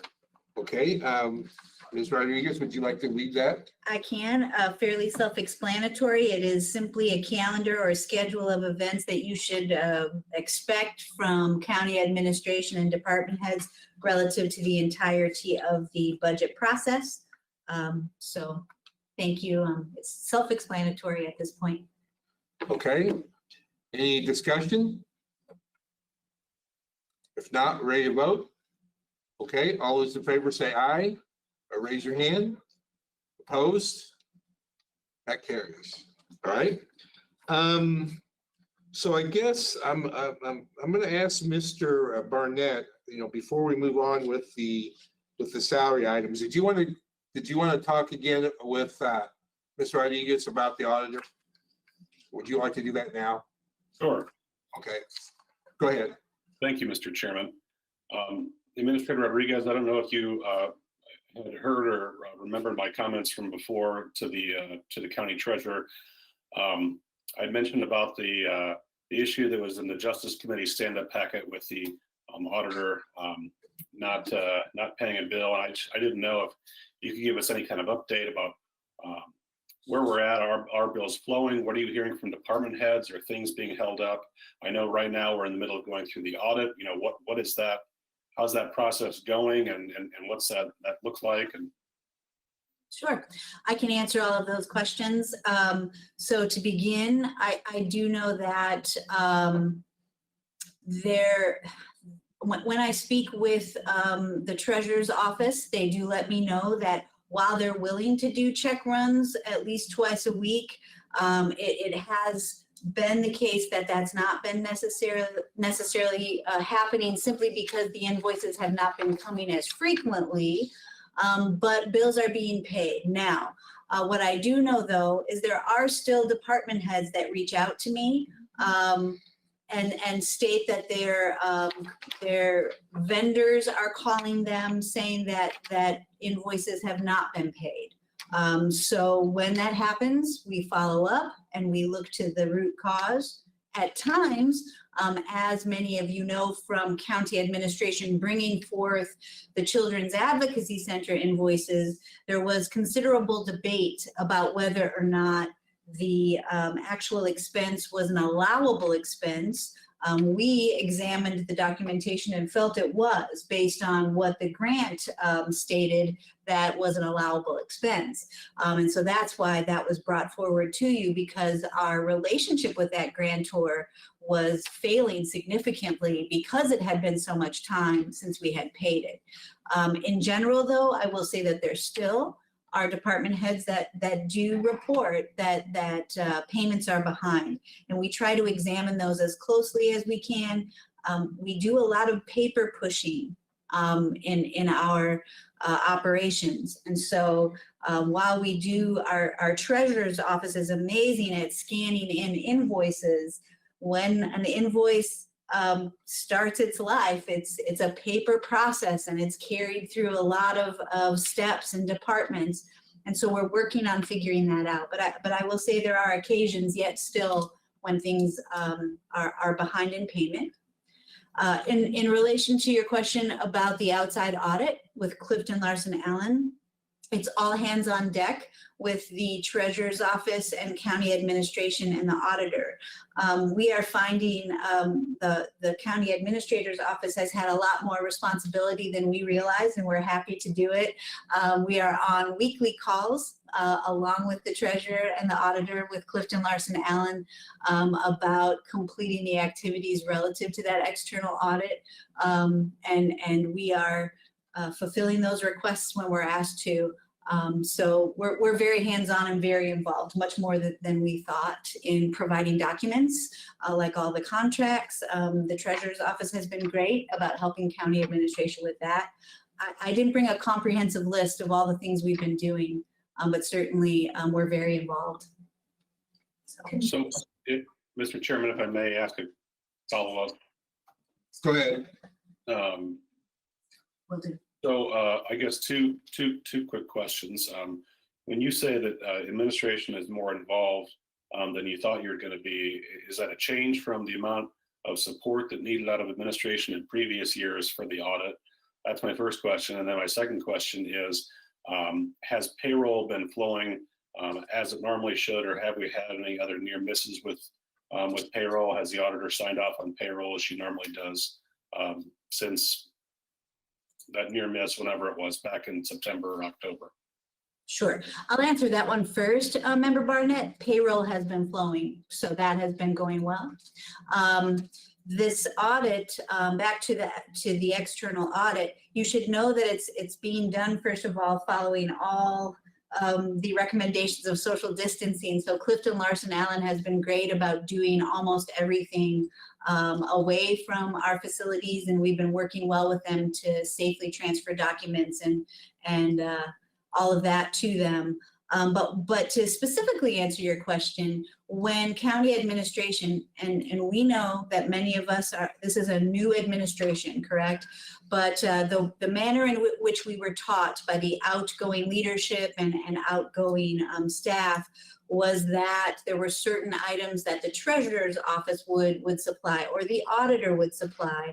And more specifically to the auditor's office, we've been getting more responses that it's county administration's responsibility. You know, so we are fulfilling those responsibilities. We're rolling up our sleeves and figuring it out and putting all hands on deck to get Clifton Larson Allen what they need so that they can complete this process. Okay. Thank you. Does that answer your question? Thank you. Okay. All right. Well, let's go on now with the agenda. The next item then is D1G, request approval of an ordinance. Mr. Chairman, could I just ask a quick follow-up just so I understand? Because I want to make sure I understand your involvement in this external audit.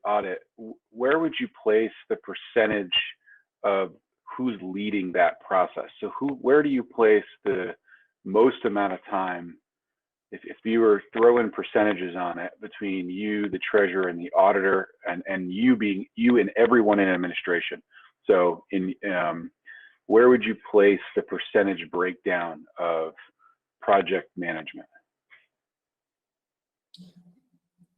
At the beginning of the audit, Member Obastelli, I would have to say that it took a significant amount of county administration's time to lead the RFP in general, as well as then to meet with the chosen vendor, which was CLA, Clifton Larson Allen, to coordinate not only the initial interviews that need to take place to set the stage, but also before this world of COVID, for Clifton Larson Allen to have a place and space to meet, to just get logistical things like parking passes for them so they can come and go with ease, and to coordinate all of their meetings with department heads. That was generally all through county administration. At this point, it's very challenging for me to answer that question. I think I would like to say that there is not one of those three entities, obviously, as you state, county administration being more than just me, that is leading it. I would have to say it's equal. And so I wouldn't say that any one of those entities is a lead. And in fact, we're sharing in the responsibilities. So I would say it's equal at this point. Okay. All right. So we're down to D1G, request approval of an ordinance of McLean County Board establishing the annual salary, circuit clerk, auditor, and coroner. So I entertain a motion to get this on the floor. Member Erickson, second. Member Beard. Okay. So I don't know exactly, Administrator, would you like to make some comments and then we can discuss? Absolutely. Thank you, Chairman Soldner. As you know, we have to set the salaries of certain elected officials at least 180 days before their first day of term. And we do so without obvious consideration of the current holders of those offices. We simply make recommendations to the county board. And we do so utilizing principles of equity when we recommend those compensation levels to you. The only thing I would note to you is that in our recommendations, we definitely took into consideration the comments and concerns that we expressed to you about the future iterations of our budget based on the consequences of the COVID-19 crisis. And so in our recommendation, Chairman, we outlined in the ordinance especially how we did offer up the increases in the salaries of these electeds in the first 2 years, more to be congruent with what the other 3 elected officials experienced 2 years ago. And 2 years ago, I know that my predecessor attempted to bring all the elected officials in front of you at one time so that we wouldn't have to have these discussions separately, probably to mitigate this particular issue. So when we, as county administration, were putting this together, we considered giving and recommending to you a slight increase in their salaries in the first 2 years of their terms, and then leveling it off, anticipating the possibilities of perhaps decreases in revenue. So that's what's brought forth to you today for your consideration. So those are my comments at this time. I'm happy to answer questions. All right, Member Robustelli? I have a quick question because I think, if I remember correctly, that every 2 years, along with the county-wide elected officials, we also have to set the salaries for members of the county board and their terms. And so I didn't see the ordinance in here for that. That happens at executive committee, Member Robustelli. I see. Sweet. Okay. Just making sure that okay. That was my only, I just wanted to make sure I understood that. Okay. Thank All you. right. Member Metzger? I have several things to say about this. First of all, I think we need to adjust the auditor. The auditor position has diminished, the responsibilities have diminished, and I think we need to make a significant change there. And I'll make a recommendation in a few minutes. I also believe that we need to hold all of these positions flat. I cannot at this point, and even 2 years from now, when I look at the salaries that we're paying elected officials, I think it's not acceptable. When you are paying a circuit clerk $52 an hour,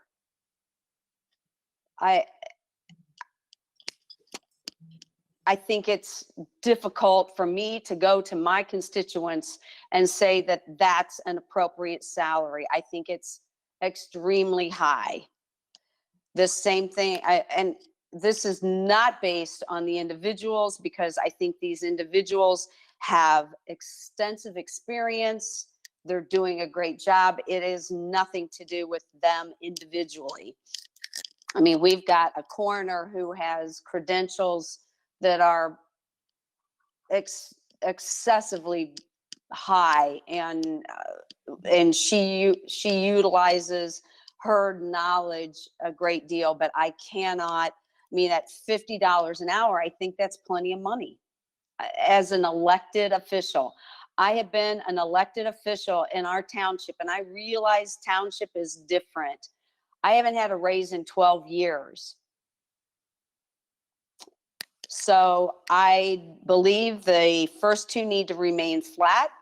And the second one, I would say that if we pay the county auditor $40 an hour or $80,600 a year, I think that's sufficient. So that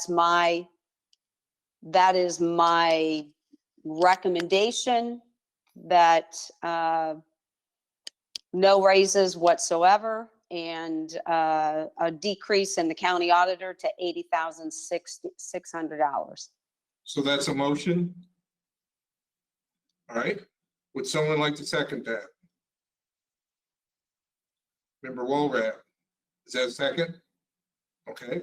All right. Would you like to comment?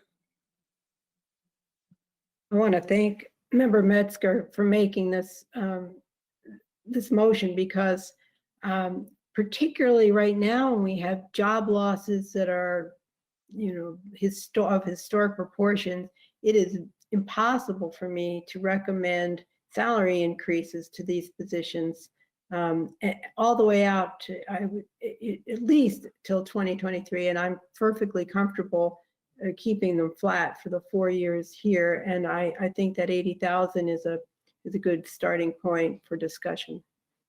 All right. Member Robustelli, do you have your hand up?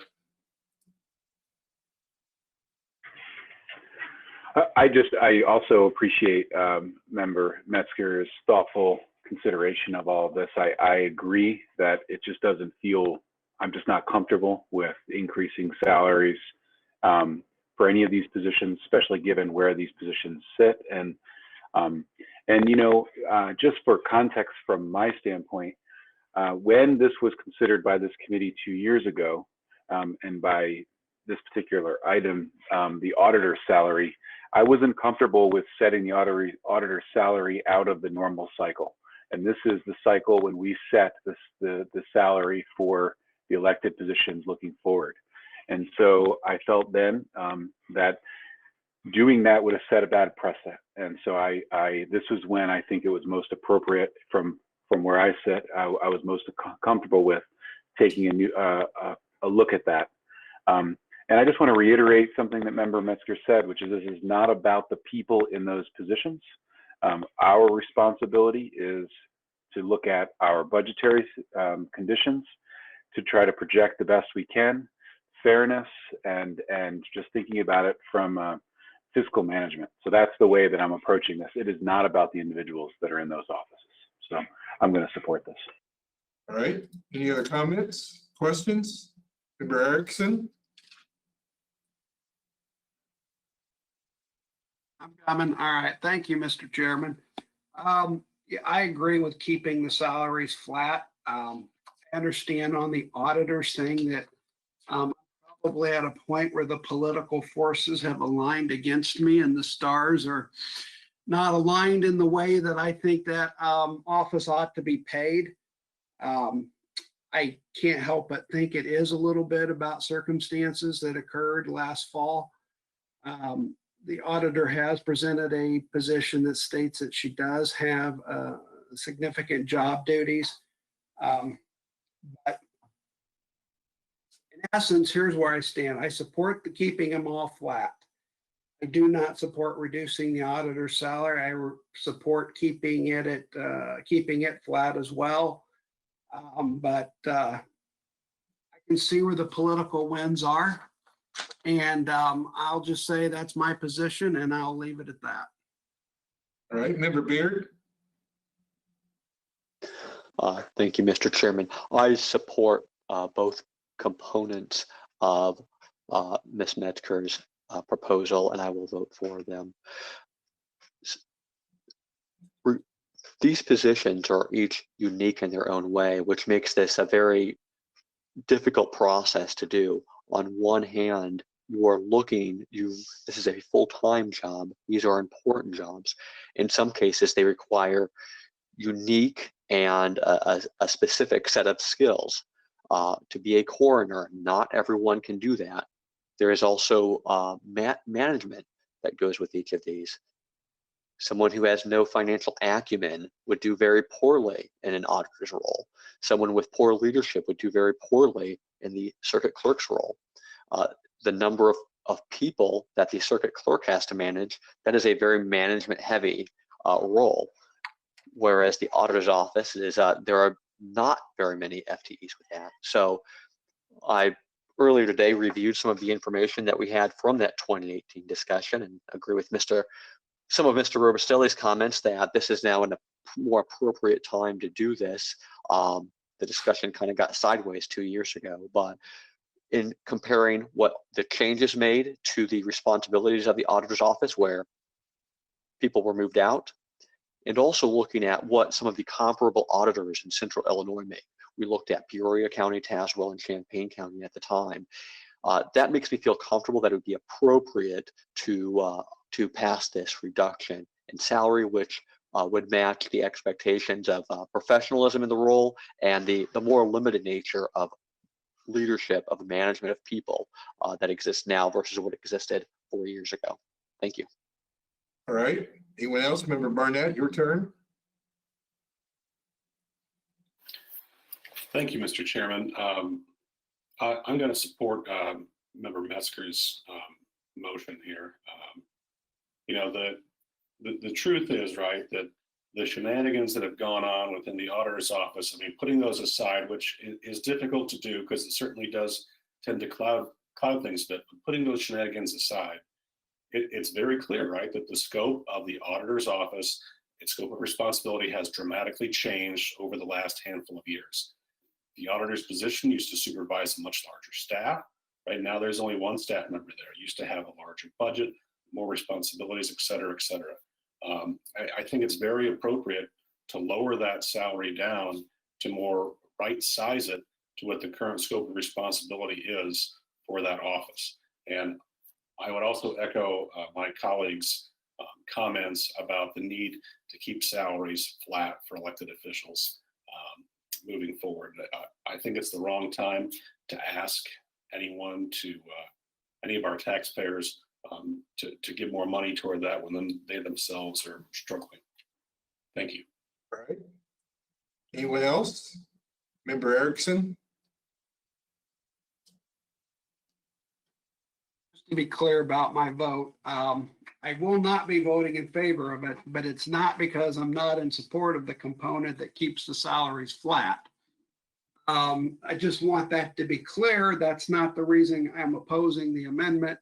I'm opposing the amendment because the same circumstances that occurred in 2018 when we voted on that, we kept it the same, haven't changed any.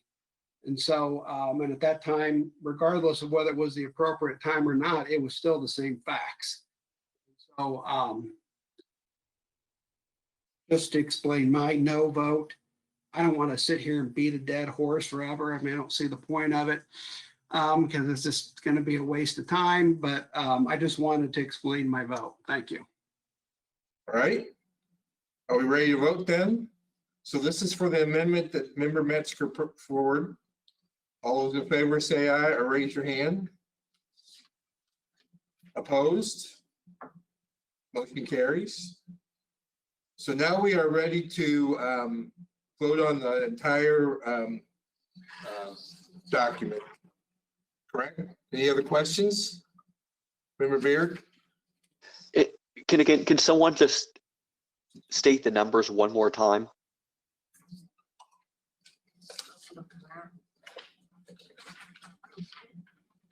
I think it was to leave everyone's flat other than the auditor, and it would go to 80,600.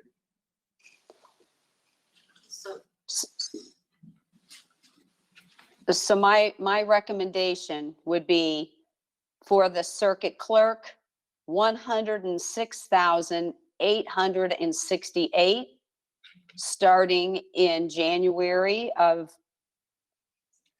21 through December 31st of 24. Same salary the entire time. So if I could make a clarification, a salary of 106,868 would be a 1.5% increase. So what's the current salary? Whatever the current salary is. Current salary would be 105,265 for the circuit. Thank you. 105,265. Yes. Okay. And what's the coroner? Coroner would be 100,302. Okay. And so okay. Because those figures for that first year of January through December of 2021 were reflective of a 1.5% increase. Okay. And then I had proposed a salary of $80,600 for the county auditor beginning January of 21 through December of 24. Okay, Member Barnett? I just had a clarifying question for Member Metzger. Does your recommendation for the auditor salary, does that change at all if that 101,829 number is that also an increase? Assistant administrator. Actually, what I did is I did a 20% decrease. So if we look at the amount for the county auditor, what was that number again? I'm sorry. And I appreciate this, Member Barnett. 302 is her current. That's the coroner. Which was 100,302 on the auditor And the coroner does. and the coroner, they were the same.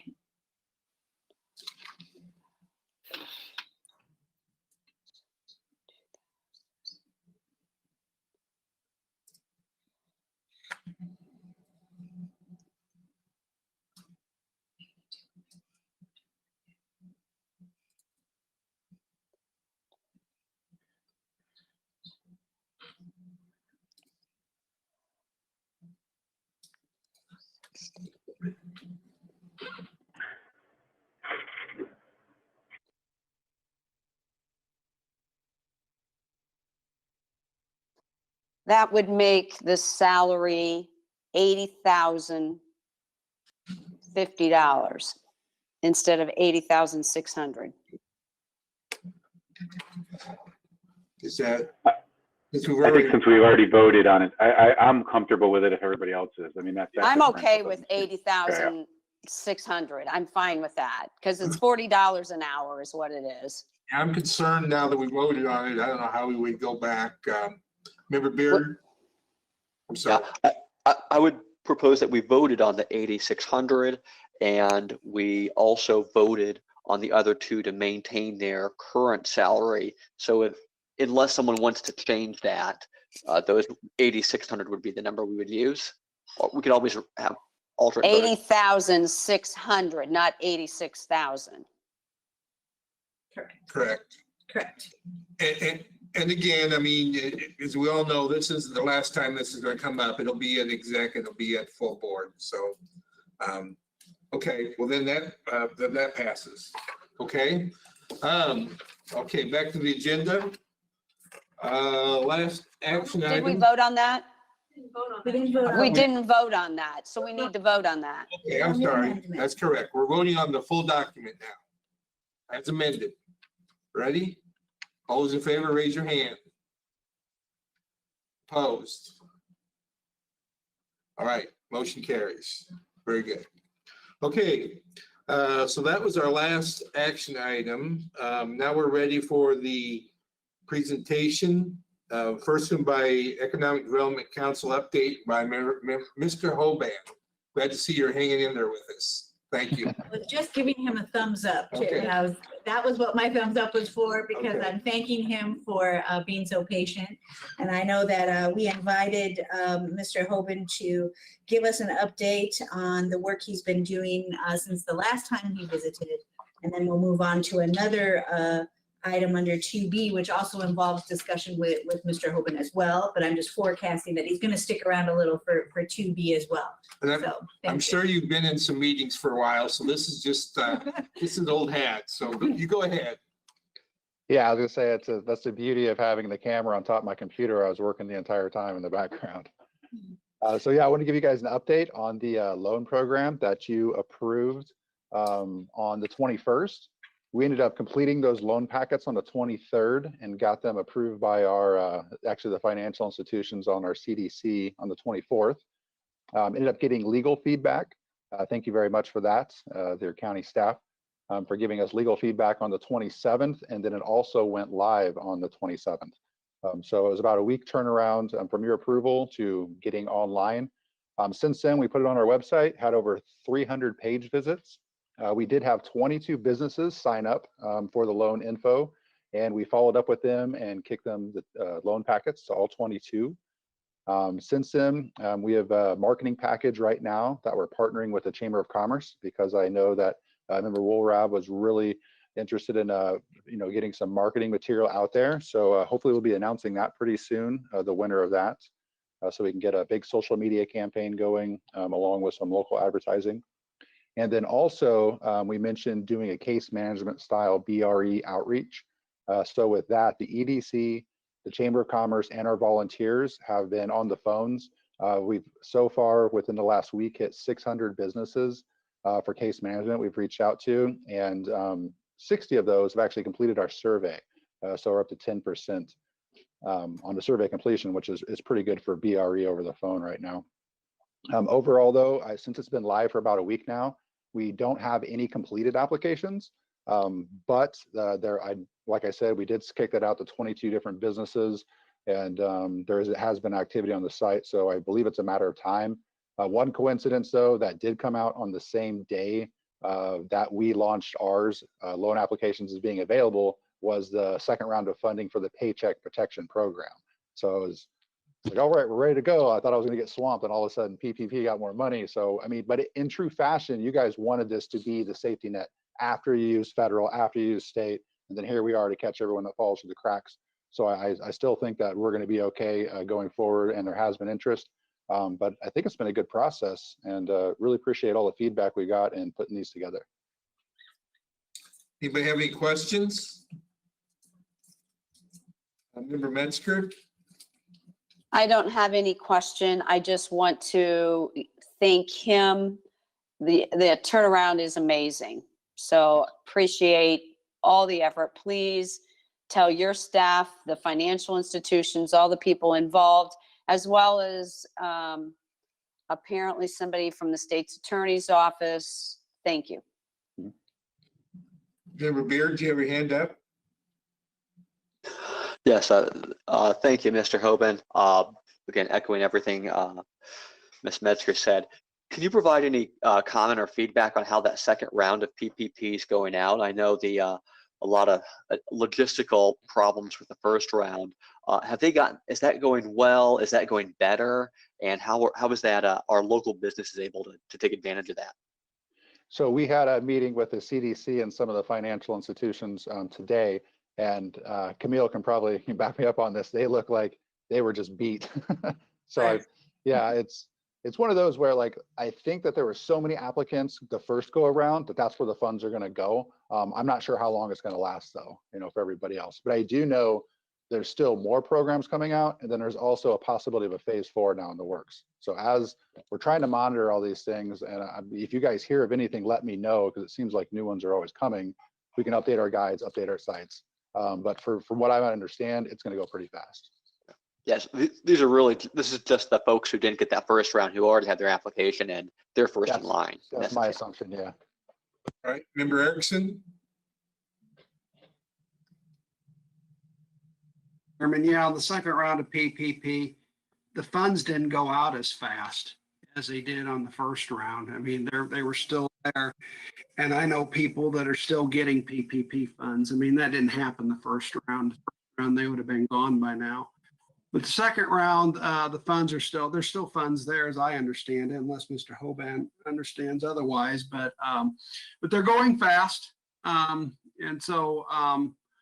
yeah, people, to me, as I understand on the PPP on the second round, they tried to make it so the big banks weren't actually focusing on the big customers. The small banks were getting the small customers through. I mean, that's what I think happened the second round, and I think that's a good thing.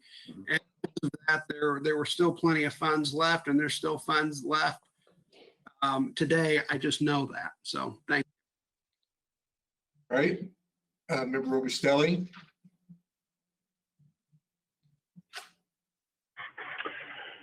I also want to just echo what some of my colleagues said. Thank you for the quick turnaround and the Herculean effort to get this program up and going. One piece of feedback I've received from a few of the small businesses in my district is, and I think this is just to be expected, is, a lot of small business owners haven't had to think about putting these kinds of materials together for, they've been running their business. They make money, they do well, they have their employees. So I don't know if there's an opportunity here to do a little, I know I like the way you put it, the case management style. The next layer to that would be, is there an advocate or a coach or somebody we could pair people up with that says, hey, let me help you. Like, let me help you with writing out this plan, or let me help you with collecting this document or something to help people get to from stating interest to going over the edge with an actual application. So I wouldn't assume that you just put that information out there and that's sufficient. I hope that there are questions that are being asked, like, it's overwhelming right now for people. And so I just don't know if there's some volunteers or some people, maybe people that are retired who've been in business who could help that we could pair up with to be advocates throughout the process and coaches to help them get the documents they need to you, especially because I'm sure it would be very difficult for you to do. So I just throw that out there as some feedback. Yeah, it's one of the beautiful things about even with the case management style, we had a lot of local elected and our board members stepped up and say, however you need us, let us know. So for us, it's just a matter of finding out what the applicants need help with. We can even come up with, probably put together some templates, you know, what some good to the financial side would be, you know, for the budgeting. And if they're using QuickBooks or anything, I know those are all push button. But yeah, I understand what you're saying as far as people that run their business, that's what they're good at. Maybe not necessarily creating all the reports that show it. But yeah, no, we have the volunteers available if people need help. Any other questions? Member Erickson? If there's anything that I would ask that when you, you're gonna start doing the marketing more on this, if that link could be sent to the members, or if there's more, or there's a particular spot that link is at, and it may already be up, okay, but you know, and if it's already up, if you could send it to us so we can advertise it on our social network pages, and we can try to get the word out there that this program is available. Because as I said at the beginning, I think the big mistake we can make all this is to look at this in July and say nobody took any money.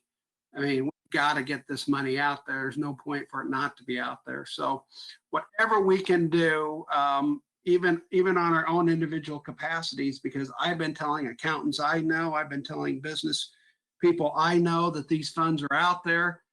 In fact, I even emailed you about it once, you know, so I could get more information. So if there's more that we can do to help, or you can help get us a link, I'd appreciate that. Yeah, just keep pushing beprepared.org. That's why we all partnered and made that site to have this one go-to. And it's got a lot of traction. And thanks for everybody for sharing on social media. I think the numbers are pretty good, which I didn't pull all those for the report, but social media has been really effective. But once we do get the marketing going, we'll have those numbers available. Any other questions? Okay, well, keep up the hard work. We know you're working overtime and we appreciate it. I'm enjoying the coffee. All right. Next item then is the discussion on the Downstate Small Business Stabilization Program. I guess I'm going to ask Camille to kind of lead that a little bit, and then we can discuss. Absolutely. So I wanted the membership to know that Mr. Hoban and I have been discussing this program, the Downstate Business Stabilization Program. It is through, I believe, the state, through the Department of Commerce and Economic Opportunity. And it's another, yet another opportunity for some of our business owners in the community to apply for funding. But the reason we wanted to bring it to your attention, and I know that even perhaps a week ago or so, my staff sent you sort of a summary of the components of the program. We felt uncomfortable embarking on taking this on as a program that would sort of be sponsored by McLean County without having a discussion with you. Obviously, you're noting that we don't have an action item here, but we wanted to discuss and kind of take the temperature of the committee as to whether or not Mr. Hoban and I should work together on this. And the reason it's important is because some of the components of the program require a great amount of responsibility at the end of the day by the county should an individual involved in this program do, as they say, default. We would be financially responsible. Now I'm jumping to the extreme portion of the program, obviously, because there are certainly benefits to having a resource like this out there for those who need it.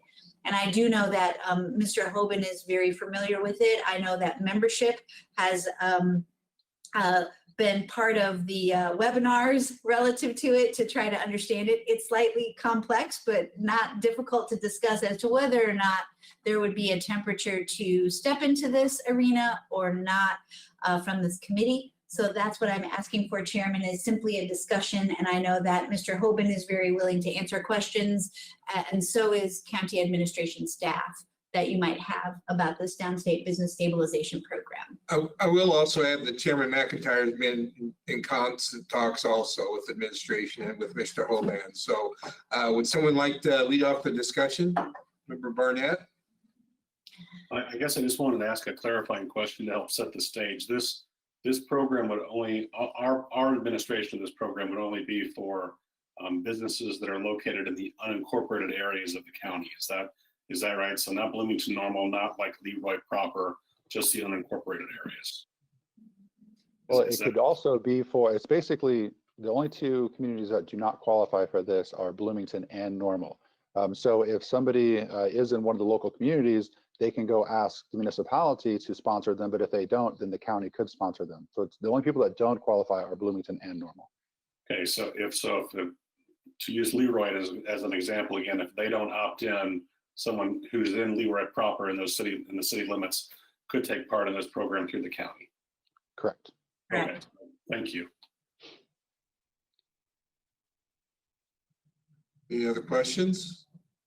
Member Beard? Thank you, Chairman.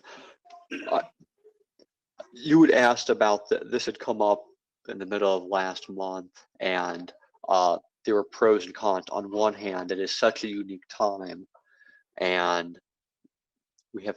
we know how difficult right now it is today, and it will be for the next number of months for small businesses in these areas, and the potential value of a program like this. On the other hand, the way it was structured and the analysis undertaken by the administration with the potential liability to the county for businesses that fail, it is so difficult to try to think about to accept that responsibility on the behalf of taxpayers. You know, if we're going to be in an environment where half of small businesses end up failing, or there's, you know, we have 2, 3, 4, 5, 6 businesses that get these loans that end up ceasing operations, and then we're on the hook for that, it becomes much more difficult for the whole budget conversation we just had. It feels like a huge risk that, as it was described, I would not be interested in taking. I would like to hear if there are potential modifications to this program, as this program existed prior to COVID-19, if there were potential modifications that simplified it or that took away that risk to local governments, to the county, I would be very interested in that under those circumstances. Mr. Hoban, you got an answer for that? I mean, I understand the risk side of things. I haven't heard of any of that going away, because this isn't actually it's a federal program that's being passed through the states and then down to local municipalities, or in our case, the county, to apply as a sponsor for the business. So yeah, if the business does not comply with the federal guidelines, and actually the county would be on the hook for the reporting too, to go out and do the audits. And if they don't comply, and then the county's out $25,000 per business. And so, yeah, if half those fault, I have no clue how much money that's going to be. That's a worst case scenario though. But I haven't seen if there's going to be modifications right now. Member Barnett? Is this something we have to, is there a deadline of when we have to opt in or opt out for this? Or can we just sort of hang back, see what the response is for our loan program that we've already established? And if that looks like it's running out of funds, then fire this up for businesses to take advantage of? I think the deadline is actually December for that, or whenever the funds run out from the state side of thing. And as far as interest goes, we have had two interested parties. Oh, okay. I think that if I remember correctly, and we talked before, this information would be foiable, unlike our programs. So if you've had credit problems in the past, or bankruptcies or whatever, that's all going to be out there. And then the other thing is, there's only certain businesses that are eligible. Right. You might explain that. As I say, the recovery guide itself, as far as being complicated, the summary guide is 48 pages. But the one you get in there to see the foiable side of things, it is a business's net income for the last 3 years, a copy of the most current bank statements for the business, and a list of all the employees. I mean, there's a lot that's in there. And once you have that out there, I mean, it's out there. So I would assume that if you have a business where you don't have any competition, maybe that's not an issue. But the reason that we, the county, modified our current programs was because of the foiable side of things. So there's a lot of reporting that's involved in order to get this. Okay. Member Wilrab? Thank you, Mr. Chair. Thank you, Patrick, too. I didn't say this before, but for all your help. On this, do you know on this program, if a business would fail, what kind of timeline there would be for the county to pay those funds? And I just want to also say that I think on addressing Member Beard's comments that there's a risk also of having businesses fail in our community. And, it's hard to weigh those two things, but, we certainly don't want to end up in a situation where, we could have kept businesses going and we just didn't. But if you could tell me, what kind of payback timeline there might be out there for us. That's not listed in here. I'm reading over that section right now. And it just says if the national objective is not met by the benefiting business, then the grantee, which is a unit of local government, will be required to repay the entire amount of the grant to the state. It doesn't have a timeline. All right, Member Erickson? Maybe you said this, Mr. Hoban, I didn't hear. And is there, what is the credit check? How do we determine if someone's eligible for this? Did you say that or? I think it's just the required foiable documents that are in there, and there's a list of them that's inside that guide. But I think it's just a matter of that, like I said, the guide itself is 48 pages. So as long as they're meeting all the criteria that's in there, which we would volunteer to assist with helping out a business apply just like any other incentive. If somebody wanted a property tax abatement, they would come to us and we would give them the best package possible to present to you. So same with this. If somebody wanted to go forward, we would help them with this package to present. So we would assist to vet those for you guys. And we'd have to come up with some kind of system to check all the boxes, but there's a laundry list of things they have to hit in order to qualify. There's not like you have to have a credit rating of say X amount, or your credit rating has to be this to apply, or you have to have persons can be denied because they have bad credit or. Let me run a quick search on the document, see if I can pull up credit ratings in there. Oh, There may be a way to screen out some cases. I am concerned about the rest of the county, but on the other hand, this is an economic crisis. Right.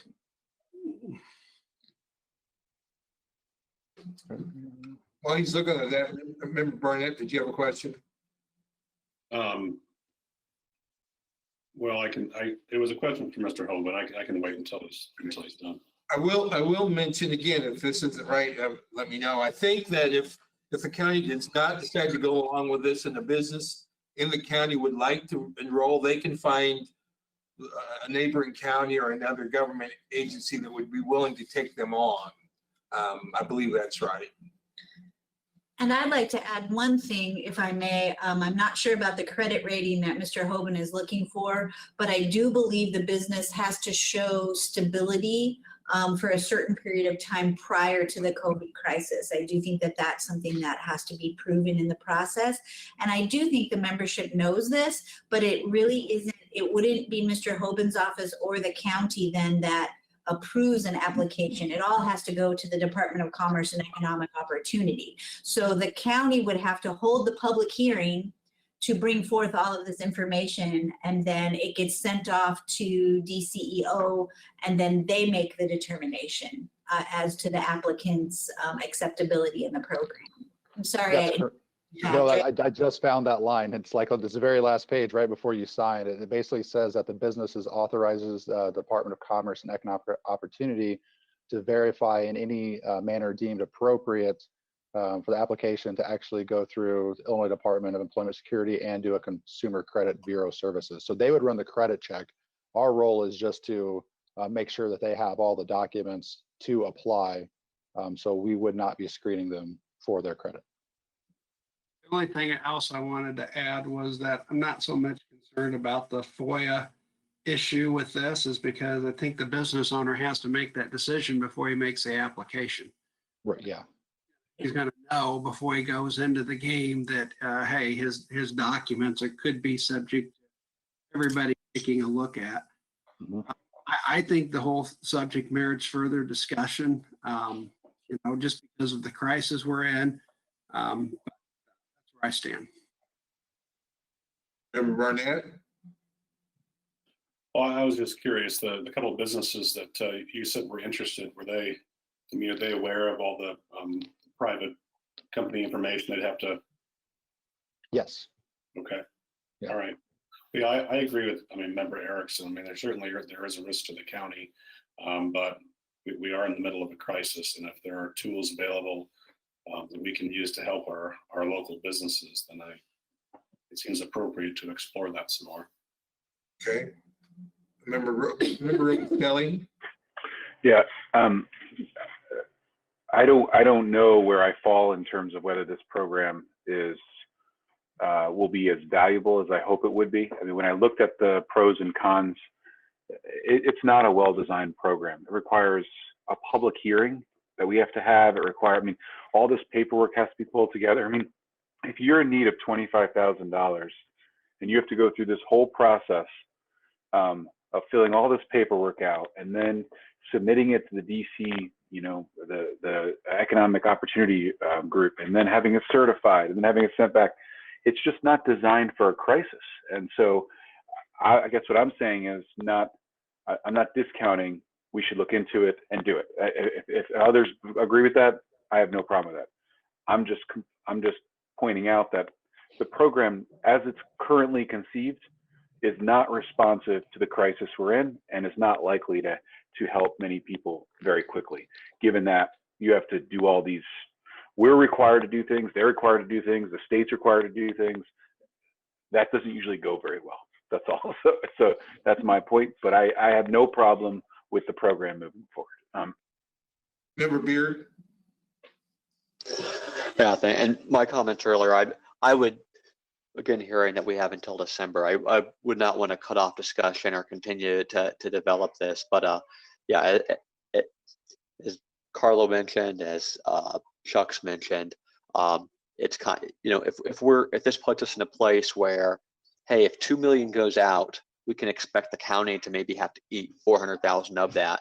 Plus, we may have to hire someone for a number of months just to administer it. The time it takes for the rest of full-time staff, it's focusing on this rather than other things. Again, like Carlos said, well, it wasn't necessarily designed for where we're at now. And that makes me think if it may even be more productive for me to contact my congressman and say, hey, this program's out there. It's not really working or not designed for where we're at.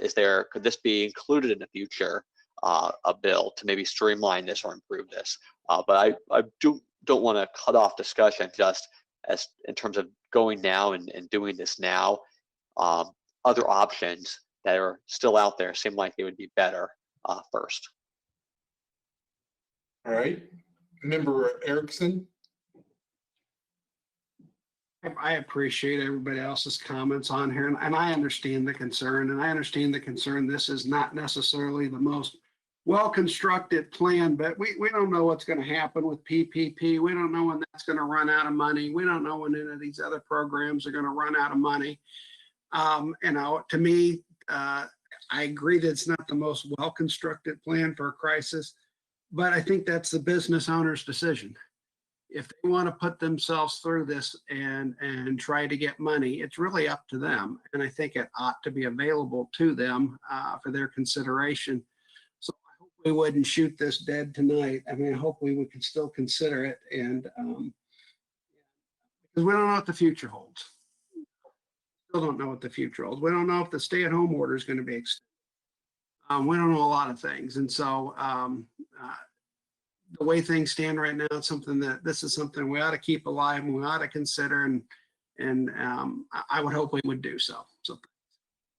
Member Walraven? I think I agree with Member Erickson there. I think part of this for me is, seeing how PPP comes out and where we stand in the near term. Also, it would be good if we could find out, what does the government envision that payback period to look like? Is it all at once? Are we going to be given some, 2 or 3 years to pay it back? Because, and at what time, when do you have to pay it back if we end up having those businesses fail? And I think it's also important to remember that this program is a grant. The businesses don't have to pay it back. So if I'm a business owner and I need $25,000 and I never have to pay back, that looks pretty good to me as far as the information that I have to provide and leave out into the public. So, thanks. Well, again, this isn't an action item. We're not going to vote. I think the administration wanted some idea what the thoughts of the members were. I would recommend maybe bringing this again to exec, at least for discussion, to get more, because I'd like to get some more feedback from other members. Does anybody have anything else? Okay. Well, Mr. Hoban, again, thank you very much for being with us tonight. And I'm glad to hear you were able to get something else done while you were waiting for us. So we're going to end that discussion then. Lastly, we have, let's see here. I have a report. Yeah, she has a report, and so you can go ahead and do that.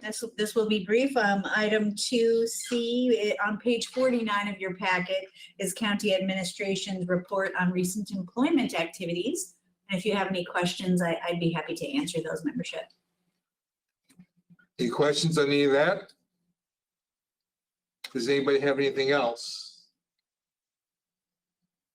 Okay, I do have bills to pay, and unfortunately I gave those to Julie. I didn't memorize the total, so I'm gonna have to bother her for a minute. Thank you. Let me get my glasses on. Total bills due, recommended by the auditor, $1,176,054.54. I would entertain a motion to pay those bills. Member Metzger, second. Member Robustelli. All those in favor say aye. Opposed? Bills will be paid. Unless there's something else, this meeting's adjourned. Thank you all for your patience. Have a good night.